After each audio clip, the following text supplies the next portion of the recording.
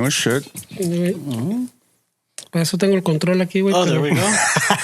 No, pues ya ves, ya. Uno que no es tan técnico. Lo voy a desconectar, ¿eh? Ya está apagado, güey. Sas, toma. That's funny. Ya, uno que no es tan sabio en lo que es electrónica y pinches aparatos acá medio... What happened, DJ Pork Chops? No, I'm not savvy. He says, No, this is too. No, bro, why you fucking up my song, bro?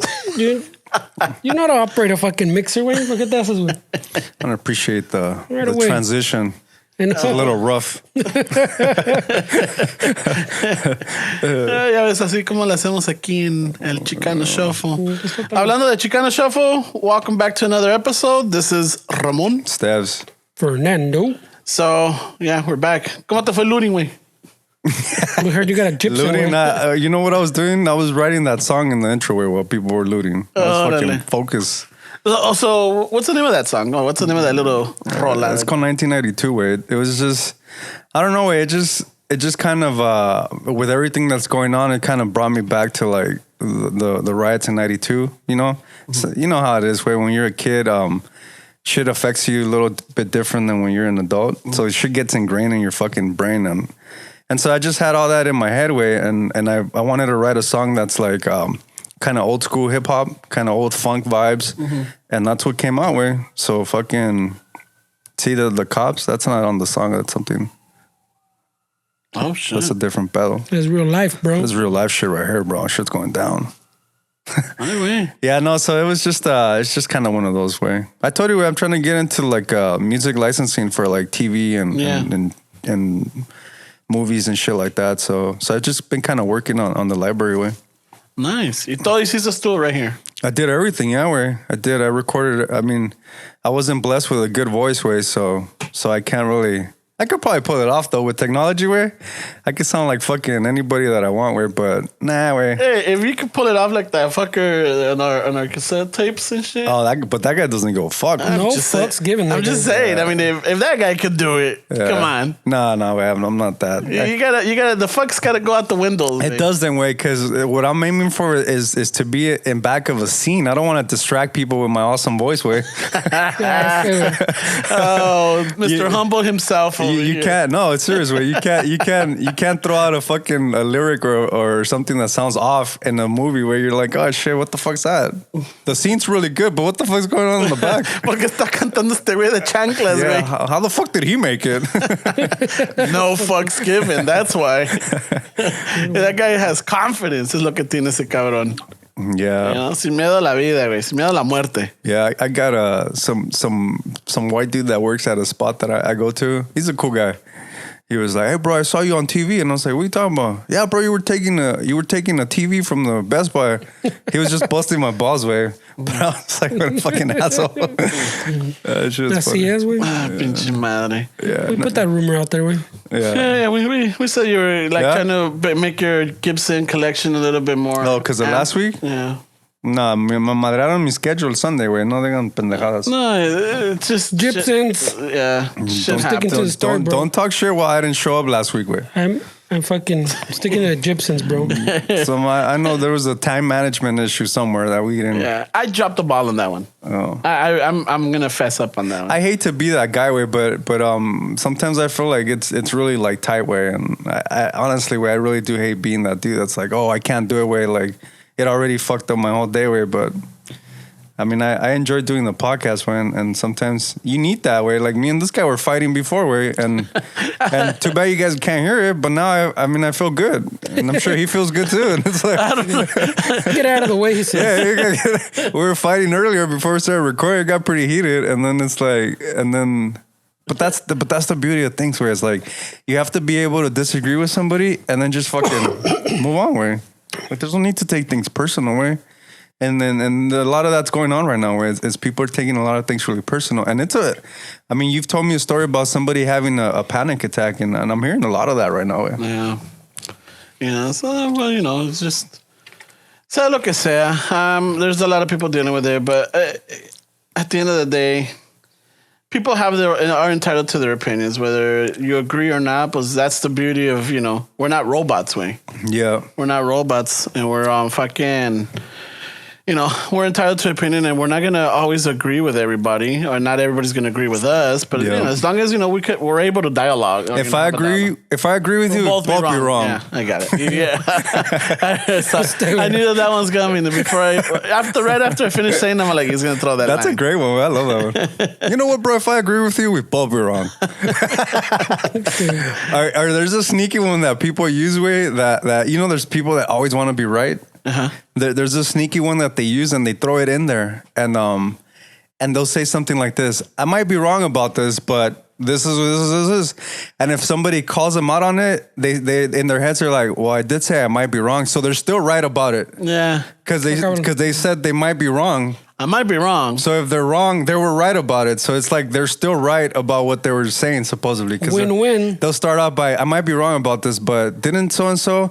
And then they start arguing about it. And then at the end, he's like, well, I did say I might be wrong, so I'm still right. It's like, fuck, man, the sneaky-ass fucking people. They always want to get ahead and shit, So is that one in your arsenal? I never used that one. Oh, okay. No.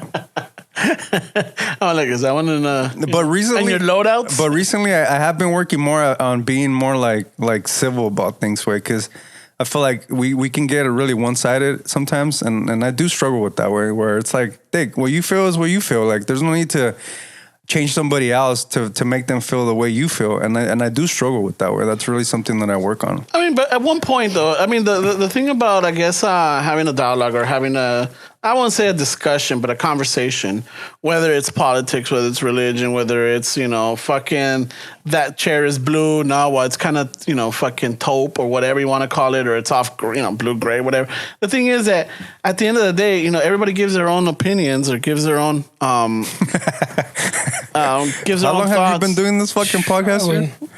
I hear myself good. Yo me hago bien. I mean, when he adjusted your mic, you sounded way better, dude. Oh. Yeah, fuck. Yo aquí estaba ajustándole para arriba, para abajo, para arriba. Ramon has the mic pointing up.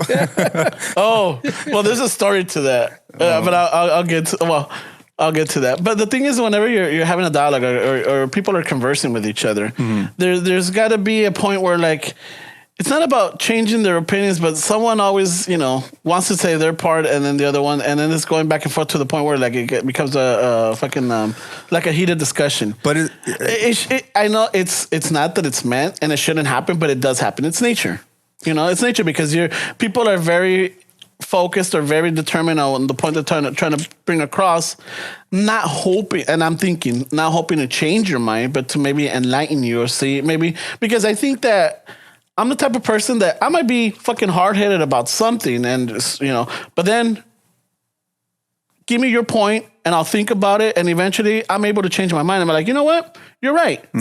Tienes razón en esto. Not everything though, bro. No, not everything. No, because you still think that Juan Gabriel shot in the studio way, so that's different. A fact. That's different. Yeah, no, that's different. That's just and I've admitted this is just me being necio. Somebody, one of our listeners, she went and she found, dude, you know how long I was trying to find that, and she just came out with, hey, look, it's right here. And I was like, fuck, I've been looking for that for her Google skills are her Google she should be on staff, bro. Yeah. They should be paying her a salary. So fuck, dude, don't fucking start that. Don't start that way, because then they're gonna go, hey, I les mandé esto, where's my fee? Yeah, no. I les mando el invoice. No shit. Yeah. So we should be able to, I know that we don't, but as long as we work on it, because, como te digo, I do try to work on it, and I'll listen to different points of view, different perspectives, and eventually I might change my original thought or my original opinion. There might be little traces of it in there, but I'm able to be a little bit more open-minded about things. And I could say something, I could have said something last week that today I might have said, you know what? I changed my mind. Yeah. And I think that's okay, right? It is okay. And like when me and Fernando were arguing earlier or having a discussion, I mean, you have to acknowledge that, okay, yeah, he brings good points, but let's try to like see things from like all angles, I feel like that's what I work on, ways when I'm having a discussion with somebody, is to try to at least see why they're feeling the way they're feeling and try to validate it, because you don't want to have somebody feel like they're not being validated. Where, I mean, if somebody tells you like, hey, wait, my job's really stressful, and you're like, dude, fucking, what the fuck's wrong with you? Like, you're thinking of like what you would do in that situation. And I feel like it's important to validate how people feel. Like if somebody's stressed out during these times, I don't feel like it's good for somebody to be like, what the fuck are you doing, bro? Like, get your shit together. Stop worrying. I feel like people need to be validated and be heard with. That's what people want at the end of the day. And you know, I struggle with that way, to hear people out and be like, okay, well, I feel why you're feeling. Unfortunately, a lot of the times when you try to tell somebody like, well, what about this?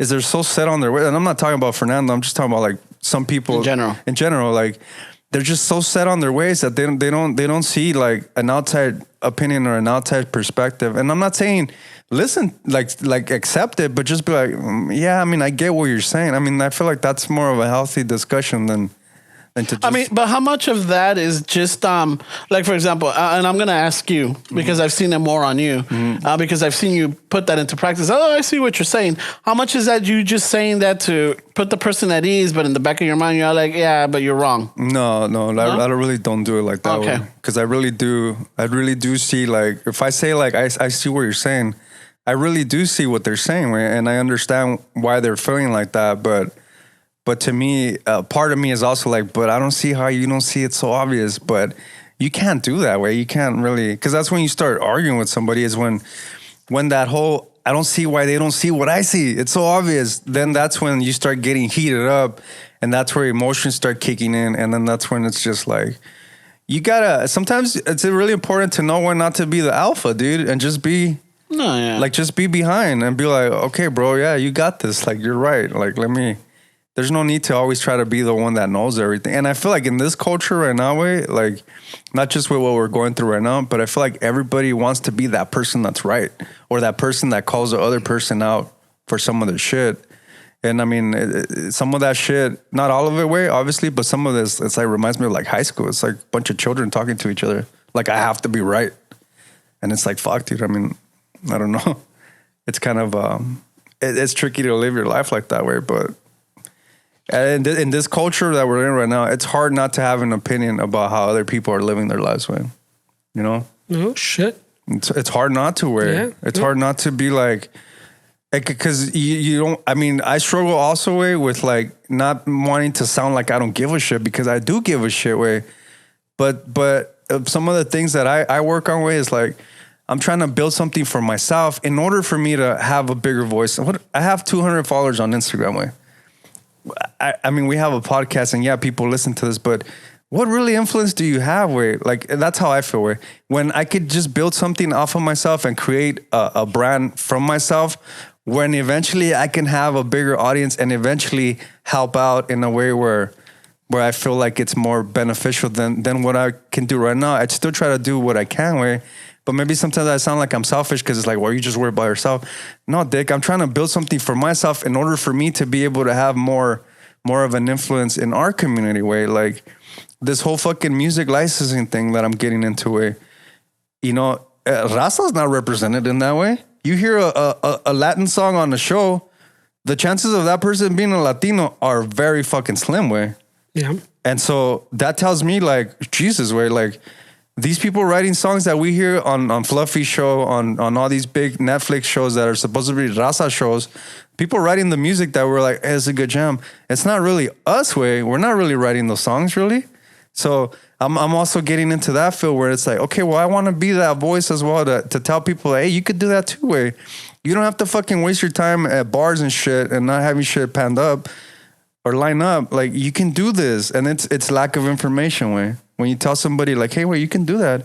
If they, and the beauty about it is that they don't care how you look, They don't care if you're fat, skinny, green, red, brown, black. They don't give a fuck what you look like, as long as you can produce something. Then result. Yeah. And so it's perfect for people that feel self-conscious about things or just kind of aren't really sure and don't want to be like labeled like, oh, I'm too old. Because I mean, I'm too old to be in a band, really. I told you guys before, I go on Craigslist, I don't make the cut anymore, And I can't pull off, I'm 24, I already look old, I don't know. You shave yourself and get a clean haircut. Nah, wait. I already look my age, way. I'm late 30s, way. Get rid of the hat that you use and maybe I can't pull off a 24. Maybe some more piercings. You got the tattoo. But you know what? I wouldn't want to. I wouldn't want to pull off. But I wouldn't want to pull off a 24-year-old because I don't want to be that person that's like. Maybe put the Doc Martens in the closet. You could be the what is it? Mick Mars from Motley Crue. ¿Cómo se llama? Not Mick Mars. The guitar player? Yeah, ¿cómo se llama Fuck, no, that blank. Shit, wait, I should know his name. Is it Mick Mars? I think it is Mick Mars. Mick Mars. Yeah, it's Mick Mars from Motley Crue. He's the oldest one from them. El viejito, the old man. He pulled it off. Hey, but he had like that. The Bone Dead generation. Yeah, from the start, way, and I think he held it from the band because they didn't want them to worry about him. Until it got really severe. That's what he told them about. I mean, really obvious, though. Nikki Sixx has his tattoo of his face, man. So well, I don't know. Did you guys see that Netflix movie? Is it the Netflix? The Dirty? The Dirt. I don't know. Dirt, yeah. The Dirt is Nikki Sixx's fucking biography or his version of the Events. What happened? Yeah. Of the events. Dude, that's a pretty good movie. You know, Sunset Strip in the 80s was otro pedo, way. It was a whole different a whole different culture. It's a whole different culture. Yeah. Eso desmadre. Yeah. In the 90s, when the 90s. In the 90s, every decade, I think it has its own Sunset Boulevard. Yeah. In the 80s, I really didn't go to the Sunset. I was fucking mocoso. Yeah, like it wasn't to cuando tenía las 15 o algo, I was able to venture off to like Hollywood. Yeah. Yeah, or fucking, what was that? There was a all ages club. I think it was a circus or the arena. No. The arena was all ages, no? Yeah, it was a day that was all ages. There's another one. Yeah. Remember the coconut teaser? Oh, yeah. Remember that place? That's what I ran into. Pinche Jack Bauer, fucking 24. At the coconut teaser? Yeah, that guy was, at that time, I don't know. Maybe he was in all his five senses, but he was a douche that day. Was he? Yeah. Why, you don't want to sign your autograph book? No, but you know what? Now that I think about it, so I know I've been saying like, fuck this guy. This guy's a douche. Or fuck this person's a dick or a bitch or whatever. Yeah. Now that I think about it, I'm like, maybe how about if I came off too strong? I mean, there's a chance that he was with his wife and kids. No, not at the coconut teaser. Not at the coconut teaser way. Not there. No, but yeah, I'm like, and I now start thinking about it. Maybe how about if I came off too strong and like, hey, what's up, man? I fucking love you. Hey, give me your autograph.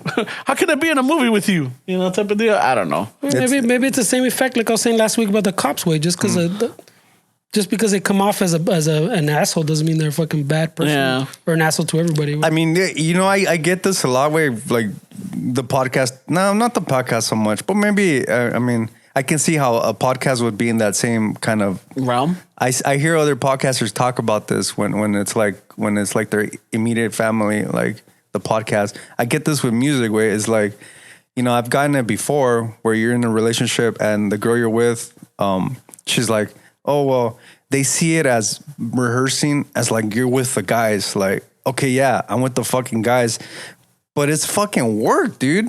It's fucking work. Like I'm not with the guys fucking talking shop, just fucking bullshitting. Like it's work, bro. Like and then sometimes they don't understand that. They think that because you're with the fellas or this podcast thing también, where I've heard other podcasters talk about this. Oh, well, you're gonna do the podcast today? Like they don't realize that this is work way. It's fun, but this isn't us hanging out really. This is us trying to. We don't have a script. We don't have fucking, how are we going to fill in 2 hours? This guy says, you guys ready? We hit play, 2, 3, 1 or whatever, 3, 2, 1. And we start and then we just go away. That's fucking work, bro. But people see it as like, sometimes maybe I feel like some people might think it's a waste of time. Like, what are you doing? Like, oh yeah, you're doing the podcast. And they don't realize that it's fucking work, bro. It's a job. It's not. I don't see this as like hanging out, downtime. I mean, this, you know, it got to the point where we don't really acknowledge the cameras that much. I mean, I don't really think, or even this way. I think we're just having a conversation. I still feel it way. You still feel it? Yeah, I'm. No, mama. But I remember you used to fucking a little 12-pack. Yeah. But you're better though. No. I'm not saying I'm better. But even watch the video from the. I was noticing when I was like editing the ends, you know, and adding the good audio. You can see it in the other video where I almost never like look at the camera like you're not supposed to wear. No, but I do like literally like the opposite, pues. Like I'm not casual. Acknowledging it, like, hey, check it out. I'm acknowledging it that I don't want to look at it. He doesn't. I mean, you guys gone on to other podcasts, and I've done. I did that interview one time with the lady, and I was the most confident guy there because, you know, we have over 100 in our belts way, and at some point, and I'm really thankful that we did this way because it's really helped me with my confidence as far as like having a conversation with somebody, speaking. Like it made me more aware of like tempo and dynamics, and okay, I shouldn't talk right now. Because, you know, you sometimes you eavesdrop on people when you're somewhere, and the talking over the talking over everybody is fucking nuts, bro. You want to be like, hey, bro, let him finish or let her finish. Like just fucking dick, relax. I have learned that a little bit with this, as far as not. Dude, you've gotten a lot better, bro. Like you fucking. Yeah, you've gotten a lot better, and I really appreciate that way that you took the time to be like. But in all honesty, though, in trying to like let people finish their point or whatever, I have veces that if I don't say it right there, se me pasa, or the conversation moves, that it's hard to go back into it, and then there's just a lot of things that get left unclear. Sometimes. But that's the beauty of the platform is that you have to learn that teaches you how to learn to pay attention, to make a memo. And then pay attention to what they're saying, and then remember exactly what you want to say. I mean, that's all part of the process. Yeah, right? and then your other let it go in. Or your other compas fucking make fun of you because you want to bring it back to the start and shit. And I'm like, hey, come on, we already fucking moved past that. Like I said, let it go. I think with you though, I think you think more of like the audience experiences than I would say maybe me or maybe Fernando. For sure, you think more of like how to accommodate them to like. Make them feel like they're included, and I don't really consider them. I just talk, and you're more aware that there's people listening because I noticed that you try to kind of explain to the audience what's going on, and you try to. Yeah, I like to give them. Yeah, I like. Yeah, you like to make them feel like they're part of it, and let me give you backstory, context. And I'll tell you why, because of the other podcasts that I listen to, or like, or even like. Let's throw them under the bus. No, I'm not gonna give names. No, but sometimes when it's multiple podcasters, 2 or more, and sometimes they're starting or they have a guest and they're talking about it, and then someone jumps in or interrupts the guest, or the guest interrupts the podcaster, lo que sea, they don't finish that point or they don't finish that story, and I'm all like, and I'm listening, because I'm engaged, and I'm like, well, what happened? What happened to fucking, pinche. I don't know, la chimuela, güey, fucking que no te dejaba pasar, toothless. the toothless que no te dejaba pasar, fucking in the line or whatever type of deal. So that's why when we're talking about it, and sometimes I hate throwing, not that I hate, I try to avoid using like inside jokes. But a veces se me pasa and I'm like, fuck. And now you have to explain to and I feel like I have to explain it because I don't want to keep the audience or the listeners guessing like, hey, what the fuck did I just miss? Well, you don't like people to feel like they're left out. That's what I'm saying. Yeah. And it's not a bad thing, right? But you're more considerate in like making people feel like they're a part of it. Whereas me, I don't know for now, but me, I mean, I don't really think about that way. It's just kind of, and there's nothing wrong with that way. But some like, I don't know if you guys know who Tim Ferriss is. Yeah. He wrote a book called the 4-Hour Work Week, and that's the one that kind of pushed him to fame and shit. So the book really talks about like having a 4-hour work week, like doing jobs that don't require a lot of time and having more time to yourself. So he's got a podcast called The Tim Ferriss Show that I like to listen to a lot because he'll bring like people that are really successful from all walks of life, and he tries to deconstruct like their habits and how it was that they got to where they're at. If you listen to Tim Ferriss's podcast way, he rarely talks. He lets them do most, like, I would say fucking 95% of the dialogue is them. He just sets up the question. He just sets up the question, and he doesn't, it's not about him. Like, and I feel like a lot of podcasters, that's where we fuck up, is like, if we have a guest, we try to relate to them by telling them our story. So we start hijacking the time to talk about us. And if you're like a podcaster that's like a professional podcaster, you don't really say much. All you do is ask the question, and then you let these people, you can say I relate to that. But a good podcaster lets the guest talk the majority of time, man. Because it's your podcast. They know what you're doing. They know who you are. Obviously, they read up on you. Most of the shit that they need to know about you, they know. There's no need for me to hijack our guest's conversation because that's the guest way. And I think that makes us a little bit more enjoyable experience for us, because then we're not like, hey, let them finish. Mm-hmm. And the person just has fucking 2 hours to talk. And if you know people where you know that it's not that hard to have a podcast way, because you just have to find the things that people want to talk about, and they could go on forever, dude. I mean, you could talk to you about something that you're really into, and you can fill up half an hour without really me saying much because you're into it. If you ask me about music, I could talk for 2 hours way, and then that's a great podcast way. And I feel a lot of people are always trying to like, oh, well, this is what I do, or this is what we do. And it's just, to the listeners, like, dude, let them fucking finish, man. I mean, but there's,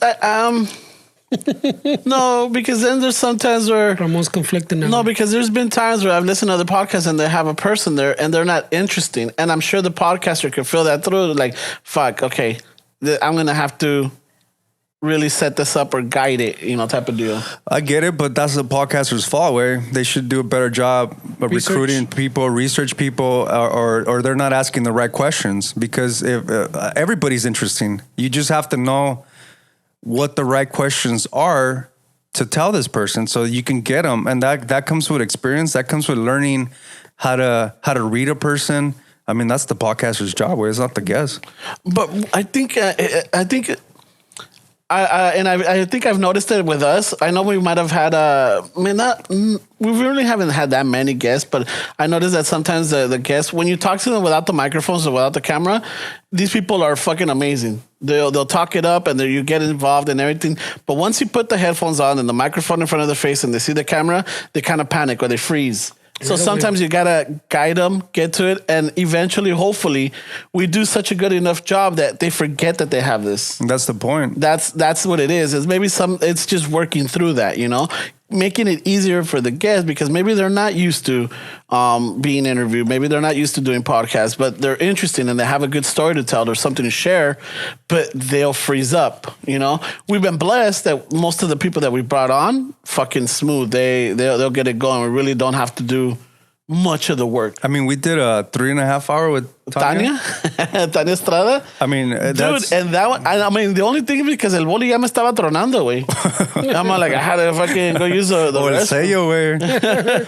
I had to, but that was the only thing, because we had to use JB Weld on this fucking culito to try to seal it up. JB Weld. It's fucked up.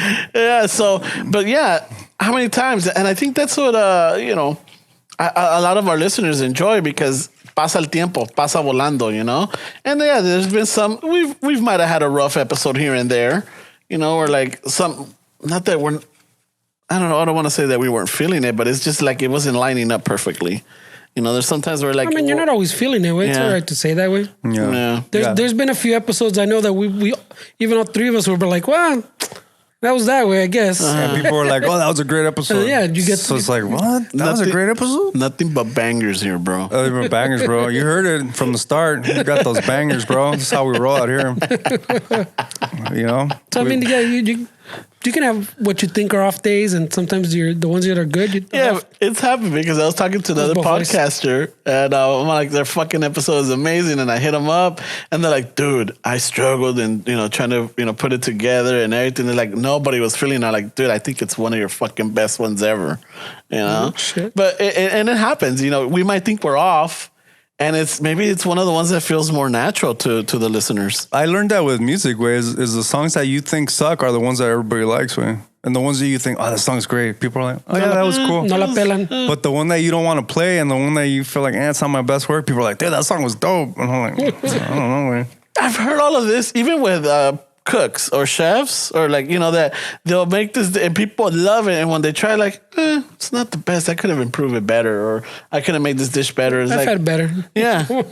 Not the worst I've had. Not the worst I've had. But see, that's also the person too, where that's the engineer kind of mentality, where it's never good enough.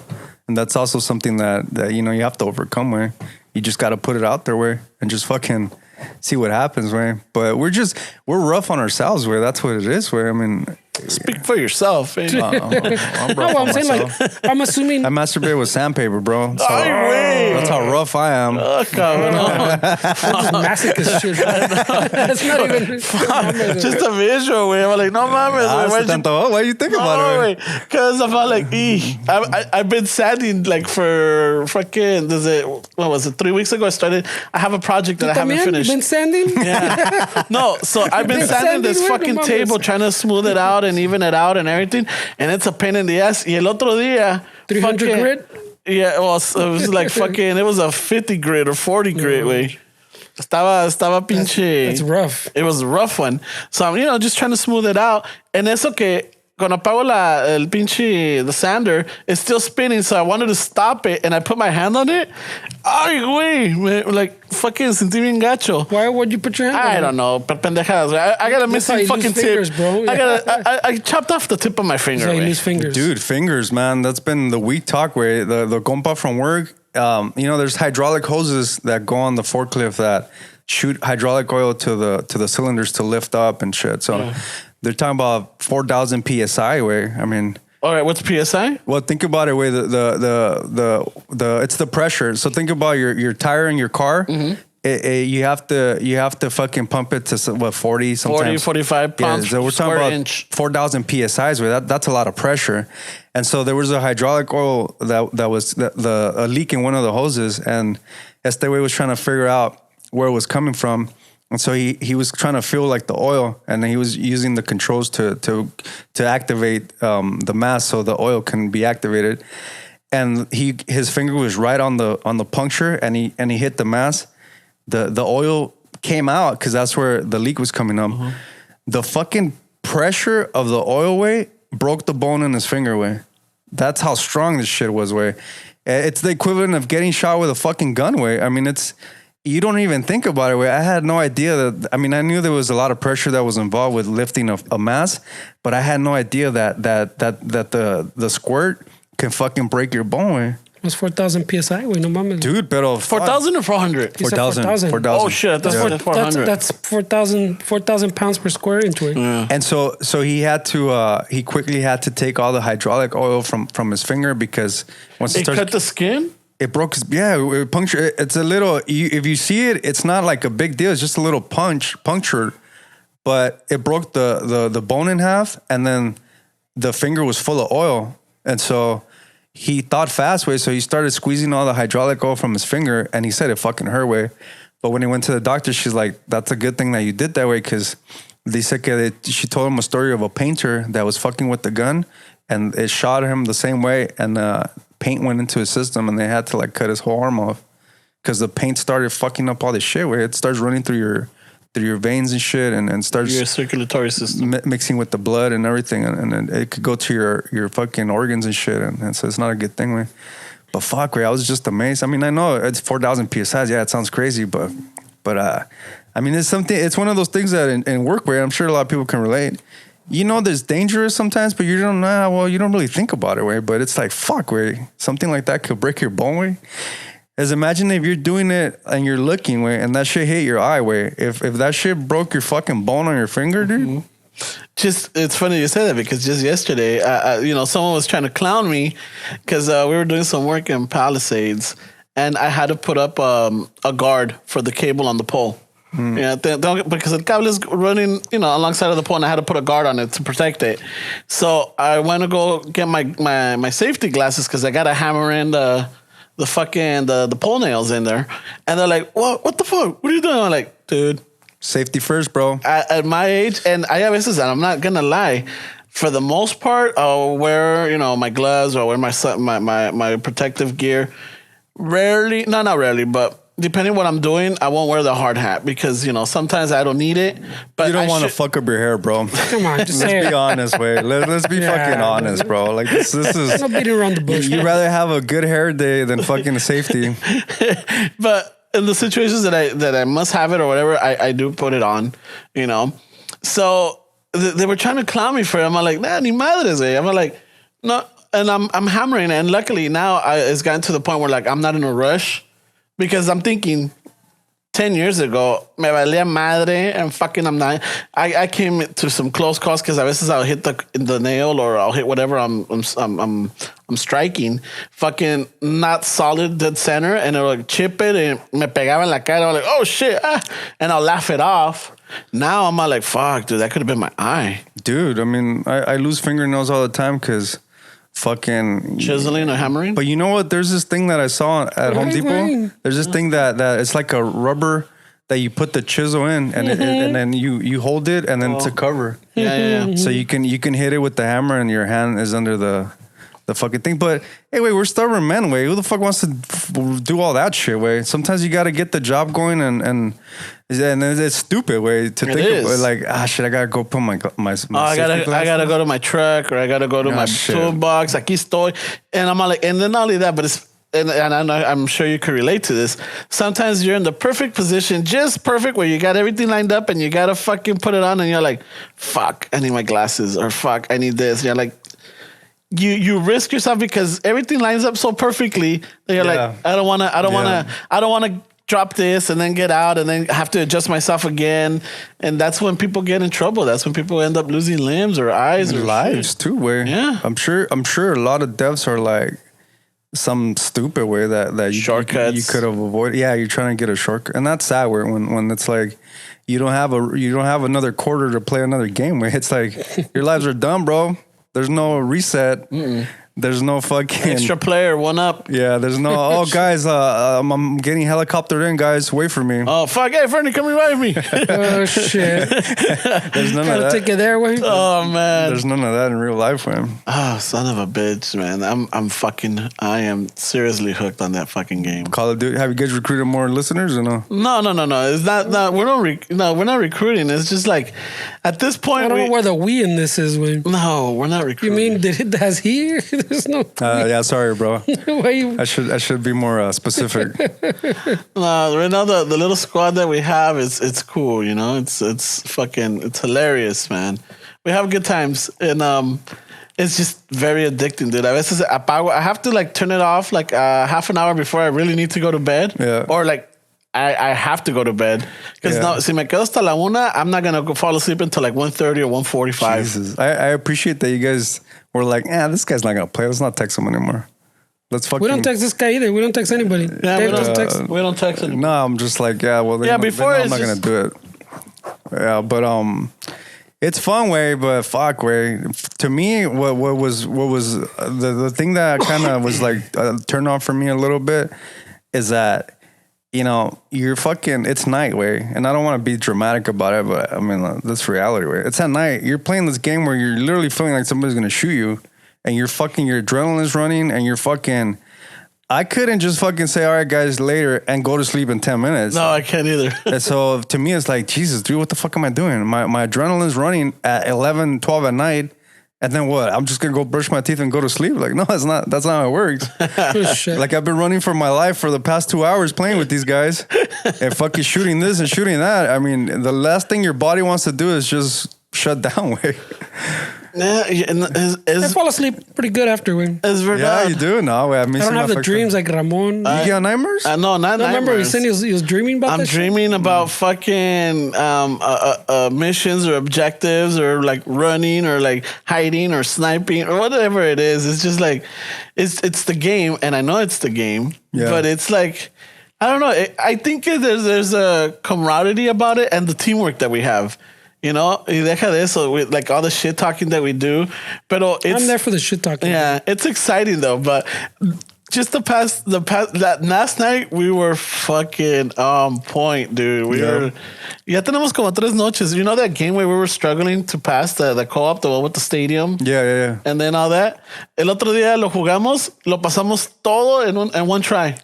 You guys are fucking pros now. Oh, these guys were like, hey, this shit's gotten easier, bro. I'm like, we've been playing for like 3 months. Yeah, you guys been practicing. No, since February, dude, we've been playing. Oh, more than, but I'm saying, le damos duro. Yeah.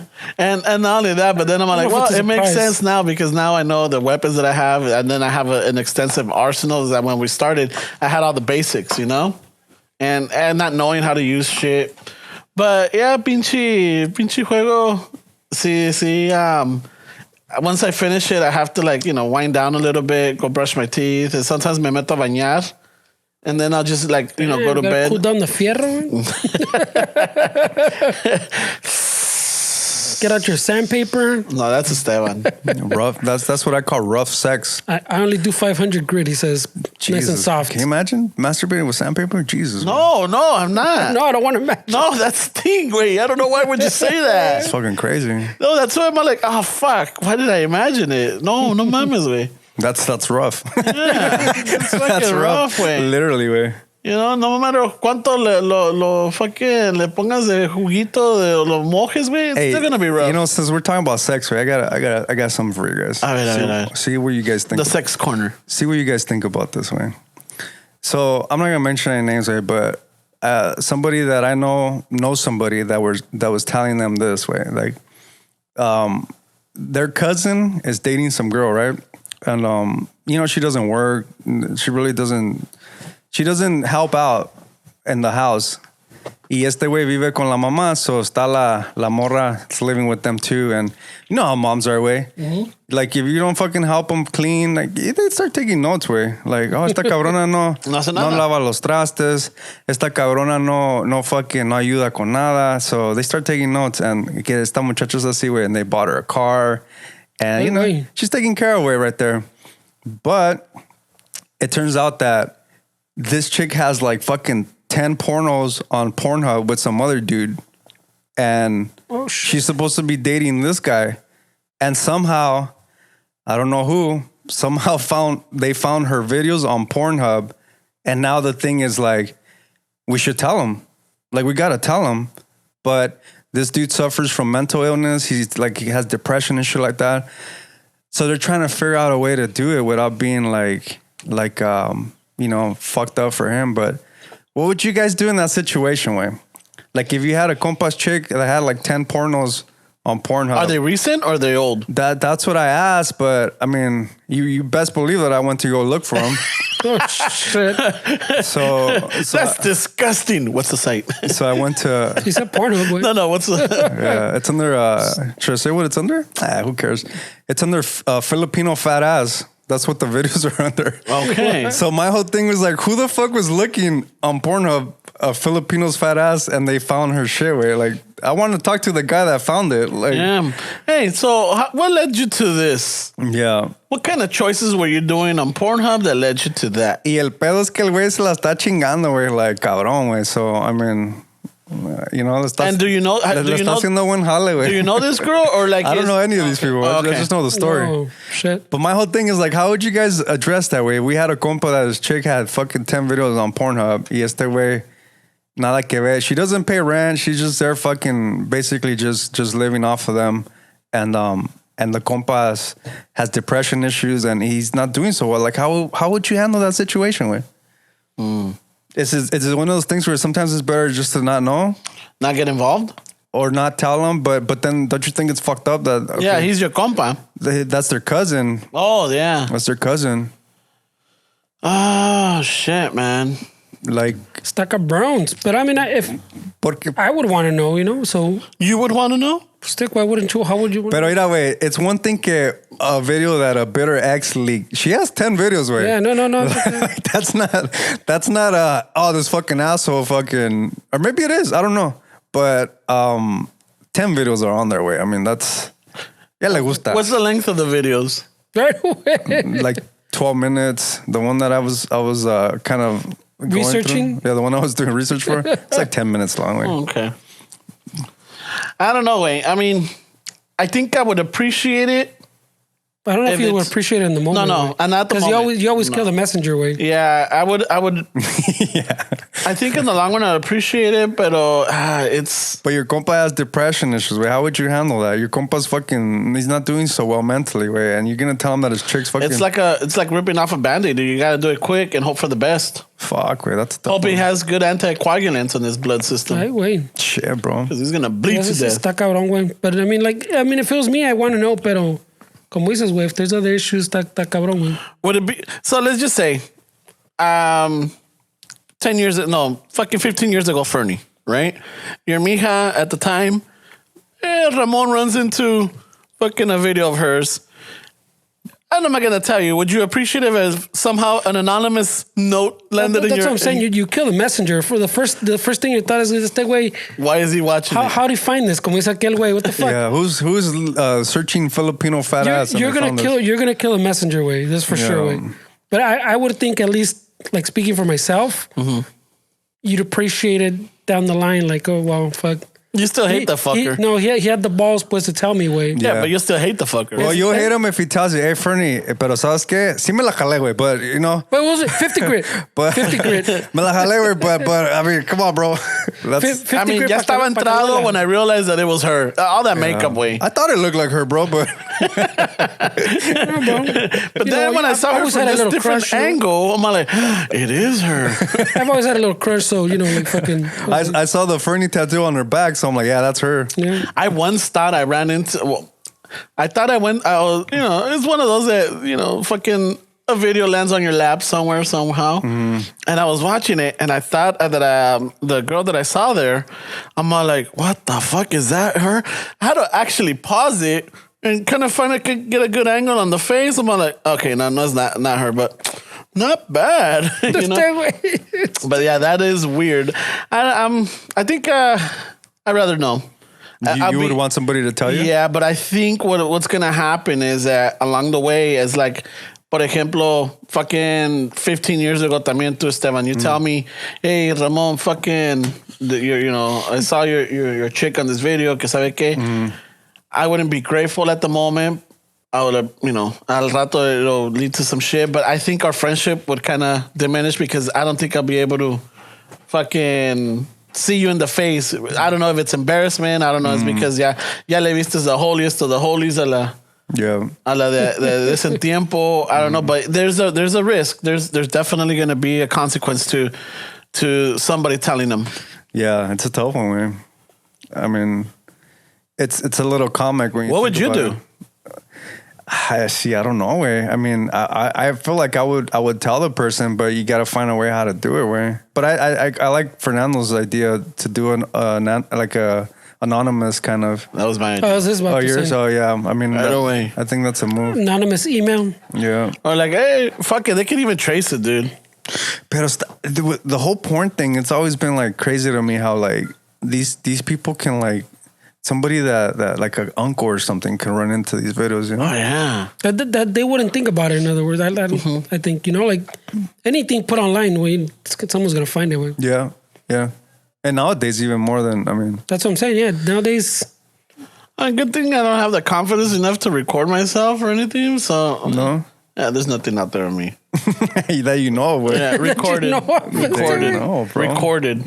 You're on some kind of husky hub. I know, right? LosOsitosCachondos.com. Imagine, bro. You got like 2 million views. Y tú nada que ver. Look at this guy. He's got the confidence. Pobrecito, but look at him go. Giving this guy. This guy doesn't give a fuck. No, he does it to his own jams. Is that him singing? Oh, shit. This guy has a normal dick. Look at him go. Oh, man. So in the realm of the sex corner talks, el otro día, fucking, you know, I'm being me, where like, I'm just observing, listening, not stalking and not being creepy either, you know, but I'm in the line. So están estos dos compas hablando. And I'm overhearing, but I'm assessing the way that I guess one of them is talking about how he loves his chick and everything, but kind of like in the realm, like be careful what you wish for type of deal, right? So apparently what I took from the story is that the chick is a squirter. You know this person, or No. I don't know. Okay. No. So I'm gathering this conversation that, you know, that his chick is a squirter and everything. El otro like, no mames, que toda madre de ser, que la chingada. He's like, yeah, at first it is, but dude, it's not all that cracked up to me.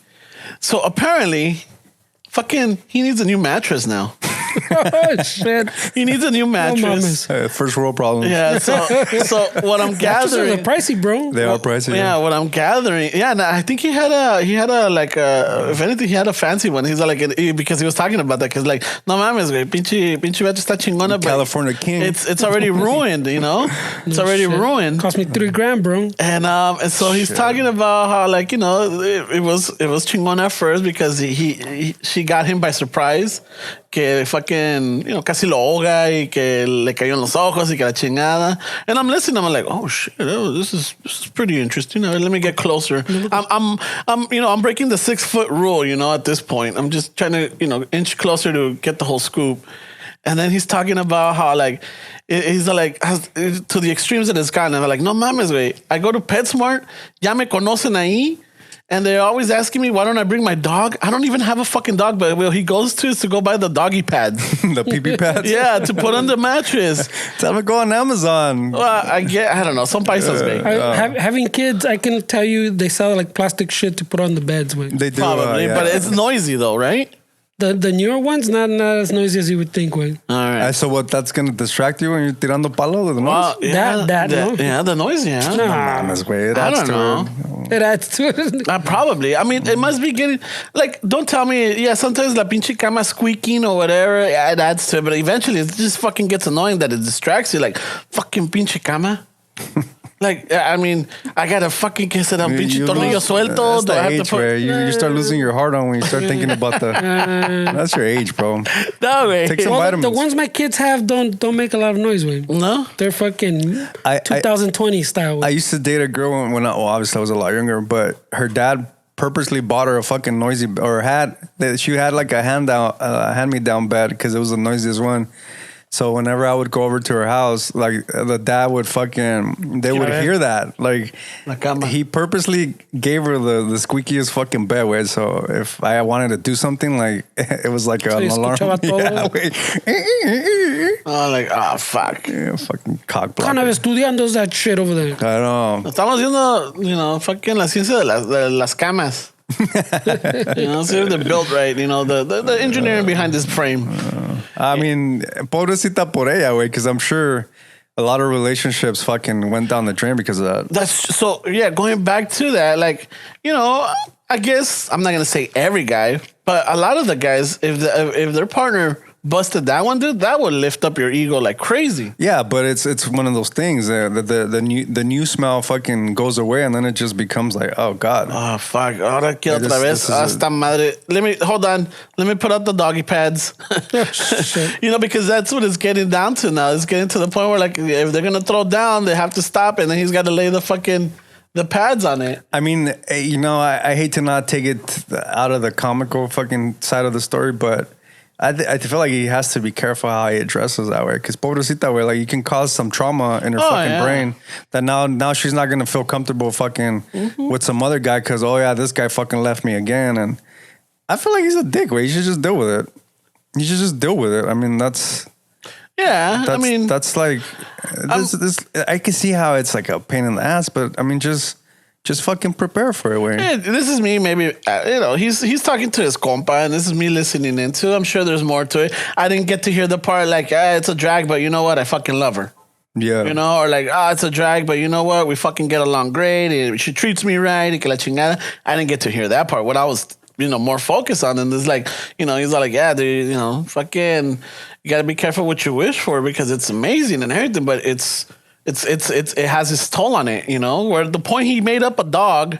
So to go to, PetSmart and buy the doggy pads and shit. And shit, pues cuántos palos echa, güey? They're like 50 packs. Yeah, but you got to understand, güey. Si se echa fucking. It's got to lay it on the whole mattress, güey. Yeah. So you have options? You have to spread it out, güey. I guess, man. Damn, that's fucked up. And if he does have a California King, I saw fácil 6 doggy pads. Maybe we should invent like a bed sheet that's like a material where you can easily clean and then you fucking rewash it or something. That's what I'm saying. Those are the ones my kids have. Don't they have that? That's what I'm saying. Well, you put it under. I mean, it's soft enough. It doesn't penetrate through? After you wash, I guess if you don't wash it, or you have to wash it a few times, well, yeah, ya se empieza a chingar, güey. We need to get NASA involved in this one. Space NASA? age. Oh. Yeah. But they also sell those dog pads you're talking about for adults, way, so you don't have to. I think this is cheaper, or like it's less. I think what I'm thinking, because for me, I'm thinking about like it's less conspicuous if like a young guy is going into PetSmart to buy doggy pads. You're not gonna think like, este güey se está meando, or it's, you know, because the first thing like this guy said, you ordered on Amazon. Yeah, I guess. Yeah, there's no need, dude. It's 2020, bro. There's no need to be dealing with that kind of shit. Like, I'm embarrassed. Like, shit's everywhere where you could just order online if you're really that like worried about being discreet. No, man, I should have just conferenced you guys in and I was getting your opinions about it. Like, okay, amigo, voy a ordenarlo en Amazon. Tienen para adulto. Yeah. Y mi compa acá en el Ferns dice que también puede comprar la sábana que es de plástico también. Yeah, it's true. Él le pasó con una morra que estaba saliendo. Ya tiene experiencia. Tiene experiencia. Yeah, so that's it's one of those where like it's the I don't want to say the ultimate dream, but can you imagine if guys squirted like that way? Like if we fucking megaloads, like a fucking megaloads, like a hose like chainsaw that. stack. Imagine the sexual massacre stack. Yeah. Imagine if we squirted away like fuck, bro, that'd be crazy. Or like if she's fucking if she's riding you and you're about to come and you don't want to get her pregnant or whatever, and she goes off and the shit goes up into the ceiling. Old Faithful. Just like fuck. It's about time. It's about to blow. I was. Ay, güey. No, pero si así fuera, güey, imagínate, let's just say she's on you y avienta esa madre. It's going to be like, I don't know, remember that little toy in the 80s where it had a little ball at the end y le echabas aire and the little ball would float up in the air? Oh, shit. Así va a estar la cabrona floating up and shit. Shit, güey, that'll be fucking, that'll suck, güey, because estás in position de ladito and you pull out and then fucking the table. You're doggy style and you pull out the TV in the front, like... It's fucking... Yeah. I don't know, but either way, I'm like, como dices, pobrecita, pero también, I didn't hear the whole conversation. I mean, he might just be venting, but then after all, be like, you know what? It's a small price to pay. Maybe. Doggy pads over the overall experience that I have, yeah, I'll keep buying the doggy pads, no pedo. So did he say what the name of the dog was that he made up? I think it was peluchín. Oh, shit. El peluchín. He's a paisa for sure. Eran paisas, güey. Eran paisas. Shit. El peluchín. Pinche perro le tuve que inventar. Peluchín, el cabrón. Ay, y me preguntan, hey, el peluchín. I'm like, no, luego lo traigo. Es que salí de la chamba y que la chingada. They already know him at PetSmart and shit. They get that involved with yeah, and he even said that. Well, he even pets. He even said that he like buys a can or dog food or two just so that it doesn't look weird. Oh man, that's crazy. Yeah, that's ridiculous. It's fucking funny. Pobrecito. Dude, he's got a pantry full of dog food and he doesn't even have a dog. Shit, bro. He's prepped. He might as well get one. I know, right? I think lifetime supply. At this point, he's put in the work. Lifetime supply, fucking food and shit. Man. Jesus Christ. I wonder how long this has been going on, though. You know. Well, the honeymoon phase is over if he's venting to his compa about it. I mean, ya no es novedad, güey. That's like... again, I don't know. It's one of those where, like... I wouldn't want to say that maybe it's just a conversation. Maybe it's venting. Maybe it's just like, in otras pláticas, this is what I've been going through type of deal. And some people are very open and casual about it. Well, I think some of that is also like, let's show off to my homies that I can make my girl squirt. I got a squirter. A little brag. Which is, I don't know if that's a good move. Way I've always been kind of cautious of like sexual talk around the homies of your girl. I mean, I don't know. I think that's like, are you guys into that kind of shit? No, young. Back in the days, yeah, it was the more bragging y que la chingada. But then, yeah, I guess you learn from that. Because then you'll like catch your homie like staring at them like, hey, ¿qué estás haciendo, güey? Well, we are judgy, way. People are judgy. So if you tell them something that your girl's into, and to them it's like, oh shit, that's weird. Yeah. They could start seeing your girl in a different way. Where you gotta be really careful, no? Mm-hmm. I hate to be the dog way, but that sounds like... No, yeah. I mean, you shouldn't... I'm not that you shouldn't. It depends on the crowd or the group or whoever. It's like, But yeah, intimacies like that, you got to be careful sometimes. And you also got to be careful, like when you're dating somebody, way that's like, that their parents might not like, I don't think people should tell them everything, because then parents and people start assuming shit of that person. Like, that's why I've never been a big fan of like venting to like people that are gonna start judging the person that I'm with, because sometimes some pedos that you can deal with, but then you involve other people with it, and then they start changing their way they look, and then you're upset because they're not accepting the person that you're with. But that's like, dude, you told them all this shit that you shouldn't have told them. Like, I get tell your family shit, but then why do you expect for them to look at him or her in a different way when they're thinking of all the shit get the ass away, you know? Yeah. And I don't think that's a good move either way. Nah, I guess it's a live and learn, because I mean, if they move on from that one and the next one, I'm like, I hope they learn and they don't fucking start telling everything. You know? Yeah. I don't know. You have to have some reservations. I've told you guys this, like, one time one of my friends fucking left this girl, and she was just a pain in the ass, way. And I told him, like, yeah, man, you know what, bro, you did good, way, because this, and that. 2 days later, they get back together, way. And then I'm the asshole that said all this about his girl now. And then he's a fucking asshole that told her that I said all these things about her. Yeah. And so now, from that point, I'm like, never again, way. Like, I'm not going to give my opinion, because you just never know, way. Lesson learned. Lesson learned, bro, yeah. Duly noted. Yeah, lesson learned. Shit. Yeah, it's gotten to the point where, like, when there's somebody with somebody, and then I'm like, I give it that time. You know, I don't say it right away. I'm like, I'll wait a couple of months. Takes notes. Like, by the way. He takes notes, yeah. By the way, you know, Juanita, fucking me caía gorda la hija de la chingada. Shit, bro. Yeah. Nah, you don't say that. Pinche zorra. You never. I don't know. You said that? You said something about your exes? No, not his exes, but I've talked to other people about their fucking... Yeah, I've seen him in conversation, throw some shit. Yeah. Jesus Christ. Wait, what was her name? Hold on. But yeah, this one. Yeah, it was this one. Hold on. Check out fat Filipina asses. What is it? Fat ass. Filipino fat ass. Filipina fat ass. Fucking minute 3:22. Yeah, look at her face. Yeah, it'll tell you everything. Porque me cae mal la cabrona. God, clear as day. Más claro en el agua.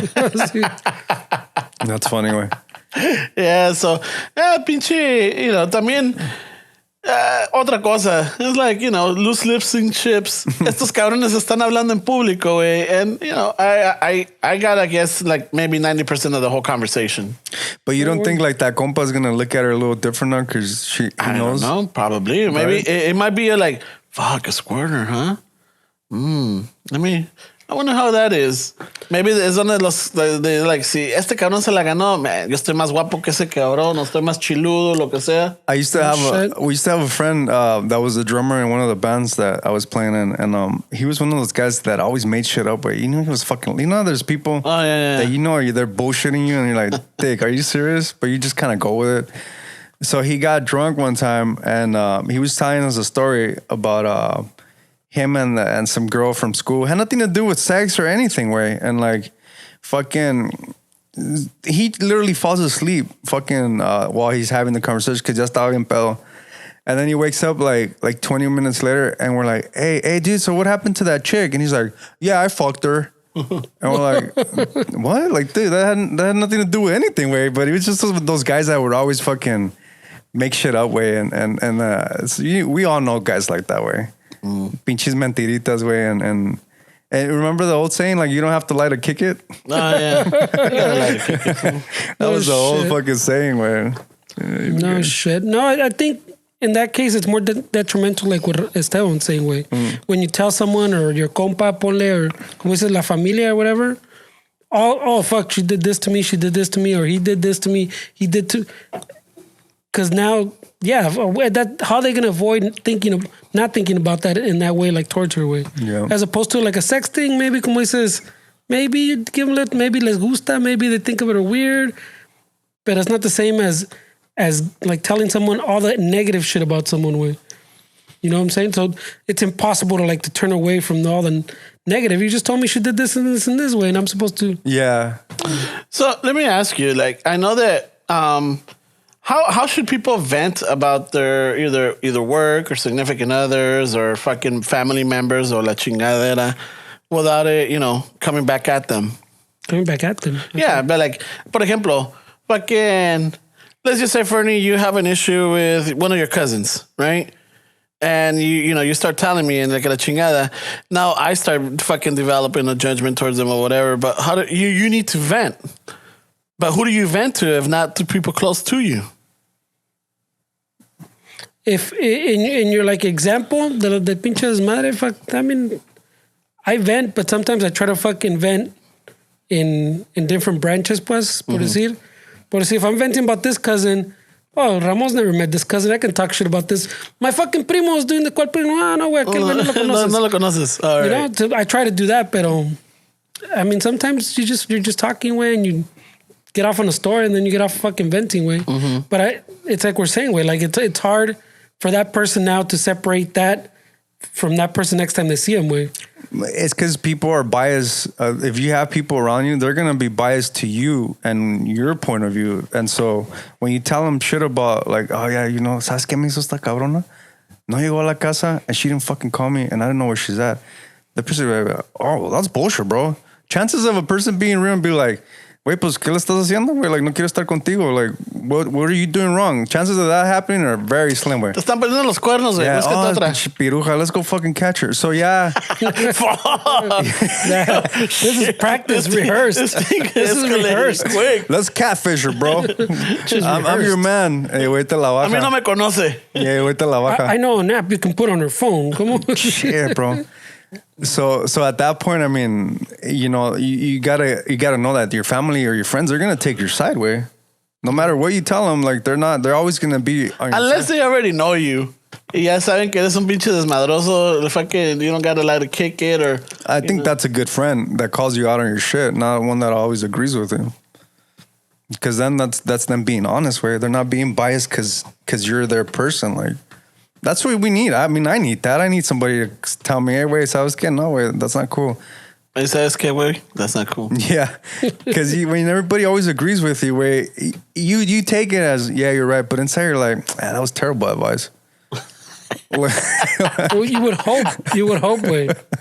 Not everybody, you know, not everybody's like, see, I was right, way. Yeah. Yeah. Or they're like, this chick cheated on me, bro. Yeah. Or they're like, you'll figure it out. You can do anything. Jesus, that's fucking terrible. I don't want to hear that. You know? Yeah, but sometimes the best advice is not to give any advice at all, dude. Well, you know, I'm sure we talked about this, but you know, like when your girlfriend or your wife or whatever, they come home and they had a rough day at work. They're not there to fucking have you fix their shit with. They're there for you to hear them. Yeah, listen to them. And then as soon as they vent all their shit, and then, you know, oh, well, how are you going to fix that? Oh, well, I'm going to do this, and that. Okay. And then you move on. They vented. That's what they wanted. But if they tell you, I did this, well, didn't I fucking tell you not to fucking do that to them? Like, what's your problem? Like, why did you do that? We had this conversation. I told you that was going to happen. I told you that person was like that. And so that now their anger is now like, oh, yeah, yours. Mm-hmm. And it's like, wait, no, mom, just stay quiet. Kill the messenger, bro. Lo malo es que yo soy más descarado, güey, where I get caught all the time where like, you didn't even listen to what I said. Yeah, yes, I did. You were, and I'm like reading an article and like, well, right now I've been doing a lot of recording. So the other day I was reading something about mastering and she was telling me something and sometimes I say things and I'm like, fuck, is that really what she was saying? but like, we have transitioned to, is it douchey? but like, I know that I took a risk by answering like that. And you know, the person I'm with, she's very witty. And it's like, so I say something and then she's like, you didn't even listen to what I just said. And I was like, yes, I did. And then in my head, I'm like, fuck, what the fuck was she saying? And then como no estaba poniendo atención, güey, then I get shit, güey, because I just kind of zone out, güey. And I kind of just here and there be like, oh, that's crazy. If she knows that I say that's crazy when I use it in the wrong fucking time, where it has nothing to do with that's crazy, like I'm already fucking like, fuck. Oh my God, today was a rough day. That's crazy. That's crazy. What? Oh, I get paid tomorrow. That's crazy. You know what I'm saying? Okay. Pinche locura, eh. No mames. Okay. Yeah, so I ate some chicken that I made. Oh, that's crazy. ¿Qué quieres from the burrito spot? That's crazy, bro. It's crazy. Oh shit. Yeah, it's a pinche desmadre, güey. You know, so we're all guilty of that. Yeah. And I'm sure it's happened to us too. Oh, we got to stand another 3 hours. Let's do this again. Yeah. Oh shit. ¿Qué te iba a decir, though? Cut. Have they done that to you? What, like ignore me? When you're like really into something and you're talking to them, and then you see that they're not interested, or they're just like spaced out, or they're doing something else. Well, how does that feel for you? Well, they don't do it like that way. I've never experienced that way. Like you're the descarado? No. They've been, bless their hearts, they've been really nice. What I do experience is like, if I vent about something, or I try to get an opinion about something, it's just because what I'm doing, it's not really like I know they're not gonna understand what the fuck I'm talking about. Mm-hmm. So all I'm trying to do is get a perspective, but I know they have no idea really what I'm saying. But to me, it's like when they tell you like, oh well, you'll figure it out. I mean, that's the equivalent of that. Like, I feel like, okay, you listen to me, but like you really don't know what I'm talking about. Like, I can't talk shop with them, and there's nobody else to talk shop with. So if I'm venting about something, it's something that it's like they're not gonna understand what I'm saying, way. And I have to understand that and not be a dick about it. But I've never experienced that way, and I know it's fucked up way. I'm not saying that it's cool that I do that way, because nobody likes to feel like they're ignored way. But as soon as I get called out, I do close my phone and I do everything else, and then I start like, but why didn't you do that at the beginning then? I would hope so. Because I'm trying to multitask, man. I would hope so. No, Pobrecita, güey. Yeah, I'm a dick sometimes, man. I'm not. There's no crazy on the menu. Yeah. There's no crazy on the menu. What are you talking about? Oh, well, don't they have the crazy Mongolian chicken? Yeah, she's like. Oh, I must be confusing it with that other fucking place. She's like, oh yeah, I'm gonna walk my dog later. Damn, that's crazy. You're like, fuck, I got caught. We put them through a lot of shit, way, pobrecitos. Some of us do. I don't know. You guys might be model partners, but they go through a lot of shit, way. No, I don't think I'm a model partner. No? Well, we all have fellas. Yeah, yo la cago constantly. Do you? Yeah. What, can you talk about a cagada? No. I'm just saying, like, I mean, I've done that same thing with you, with like, I veces that, maybe they're talking to me and one of the messages would drop in, or I was in the middle of something and I think I could get it done before the conversation continues, and it's just like, a veces la cago. Mm-hmm. So I already know this, that when someone's talking, not just her, just in general, I try not to be on my phone. Yeah, I know. I try not to be on my phone, and if I need to answer something, I'm like, hey, just give me a really quick minute. Let me just do this so that I can give you my full attention. Mm-hmm. And that happens at work too a lot, because I got, I'm talking to either customers, or I'm talking to like, our engineers or construction department and everything. Somebody else is calling me up, and I'm talking to them in the middle, and now I'm distracted because this phone call, I know I'm expecting it, or I know it's something important, and I don't want to lose what I have with that person. Yeah. So I'm like, hey, just give me a really quick minute. Let me answer this, and then we could continue. All right, cool. But that throws the whole dynamic. It does, yeah, because you're really in it, and then you get thrown off, and it's not the same. Oh, don't worry, nah, that's cool. But then on the other hand, también, like, if I ignore that phone call, now that that, because I know that there are some people, especially at work, or like, for example, if Fernie was to call me and I saw that Fernie was calling me, I'm like, I know Fernie doesn't call. There's something up. At all. Yeah. And when he does, it's something important, something urgent. Yeah. So then I'm definitely going to have to stop to whoever I'm talking to and take that call. Igual contigo, you rarely call me. Yeah. And if you were to call me instead of text me, I'm like, oh shit, something's up. Yeah, I get it. You don't call either, so I would be the same. I'm like, Ramon, oh shit, hold on, let me take this, because something's up. Yeah, that's the thing. So that's why sometimes I look at it, I'm like, fuck, and I'm like, shit, I need to take this call because this could be something important. And it might not be life-threatening important, but it's just something that needs an answer right away, it's just, or immediate. It's just hard way, because I used to go out with a chick that that she had a friend that was always going through shit. How we always have that friend that's always going through life's always. Oh yeah, that's how life's always throwing something at them, and so it became that friend like, oh shit, what up now? And so you answer, and there's nothing positive. There's nothing fucking like, hey, guess what happened? It's always negative shit, and this was that girl to her. And so one time she didn't answer and she committed suicide. What the fuck? So she had to live with that for the rest of her life. Like, I ignored her. I mean, I'm not saying that because she was ignored, but that's the last time that she could have potentially talked to her. before she decided to commit suicide. So maybe she felt like nobody was there for her anymore. Because you cry wolf a lot. That people are just, they don't take you.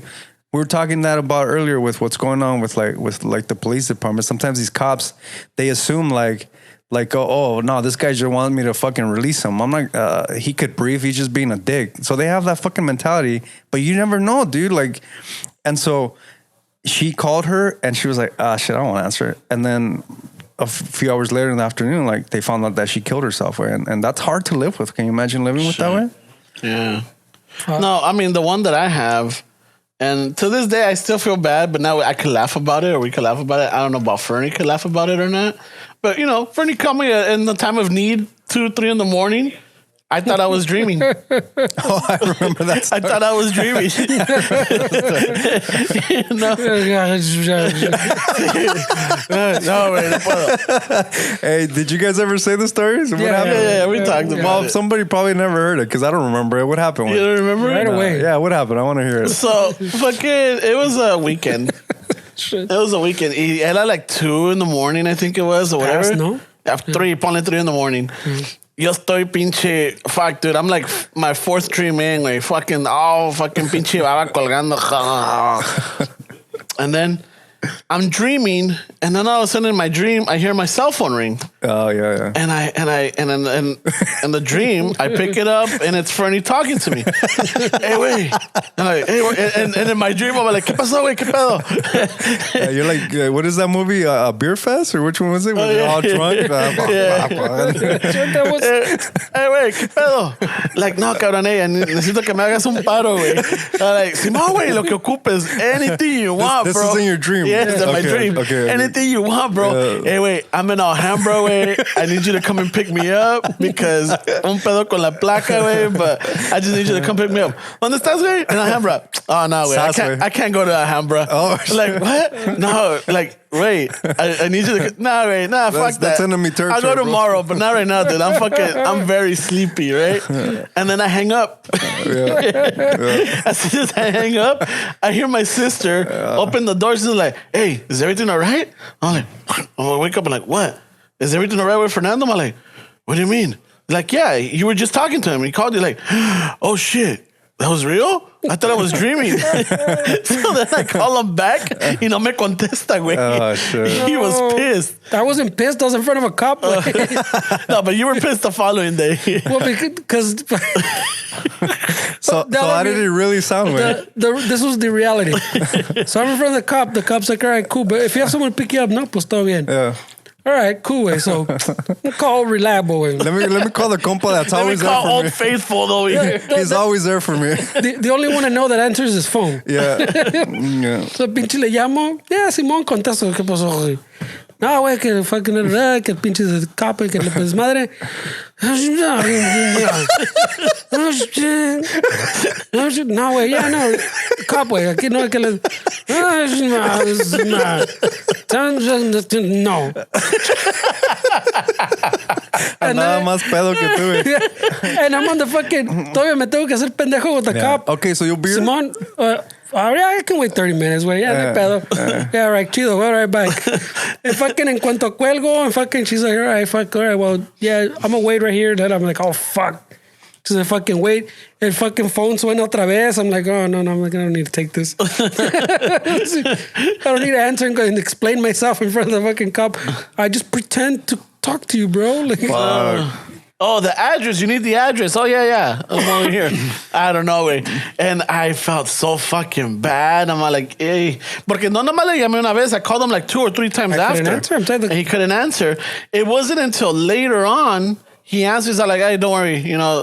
So-and-so picked us up already. Yeah. I'm like, oh, shit. Sorry about it. No pedo, güey. Y me cuelga. He's all disappointed. Yeah, he's fucking upset. He told the cop, of course I have a friend. Dude. I have a reliable fucking friend. This guy will do anything for you. Gives no fucks, bro. No, this guy will fucking... You don't even know. This is the kind of guy that fucking orders a burrito and he gives you the tortilla because it's like, here, bro, put 2. I don't need it, bro. Here.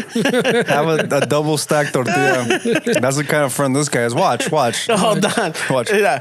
Fucking no more. You call people now and they don't answer. Yeah. You know, it won't even get to the fourth ring before he answers. Yeah, this is how I have it with this guy. I've never heard his voicemail message. I don't even know if he has one. Yeah, he's the only. His phone doesn't ring. I mean, he's got one of those new phones that it just doesn't ring. Like all of a sudden, he's talking. He's so nice and so considerate that he has rolas play back at you when you call him. Oh yeah. It's a little symphony. A but little Mozart comes back at you, bro. Please enjoy this Verizon or something. Ring back tone. While your party is reached. So somebody, like, Jesus Christ. He's so considerate. He has music play while you call him. Yeah, hey man. And he still pays for that feature from 2005. Hey, do you guys have voicemail set up on your phone, or it just goes to the automatic? I think I still have the voicemail on it. You have a voicemail? Yeah. Yeah. I don't know if people do that now. Remember we used to put songs in the back and shit? Yeah. Oh, you mean they'll do the whole thing? No way. Like old school with the roll in the back. Hey, what's up? You reach fucking so-and-so. You reach the metal over here, eh? So I can't answer because either, I just can't answer, eh? But leave me your name and number and I'll get back to you as soon as I can. Yeah, right away. Ratos, eh? I had a conversation about myself with my fucking girl's voicemail yesterday because I called her. I had a Fernando. She always answers. So my hands were like fucking greasy and I couldn't answer the phone. So she fucking she didn't answer because she was doing something with work, and it went to voicemail and I couldn't hang up because like my hands were tied up. So I just started fucking venting to the voicemail. Like I was like, well, what am I gonna do? I can't just let a voicemail go without saying anything. So, so I just started, So this morning, and I just started making some shit up, like kind of venting, and I was like, fuck, that shit was funny, man. We were laughing about it last night, because se oye ahí que le está dando madrazos, or ding, ding, yeah, and then it's like, y luego in the voicemail, way. The fucking some paisa comes by in a van, and he's like, se oye in the voicemail, and I was talking to the phone, and then I was like, ¿qué pasó? And then you can hear the paisa, hey, ¿no están vendiendo la ven esa? Oh, no, ahorita no la estamos vendiendo because, estamos esperando agarrar otro camarada para que nos ayude. And so I'm talking like, this guy's trying to buy the van from me, and it's on the voicemail. You throwing down deals and shit?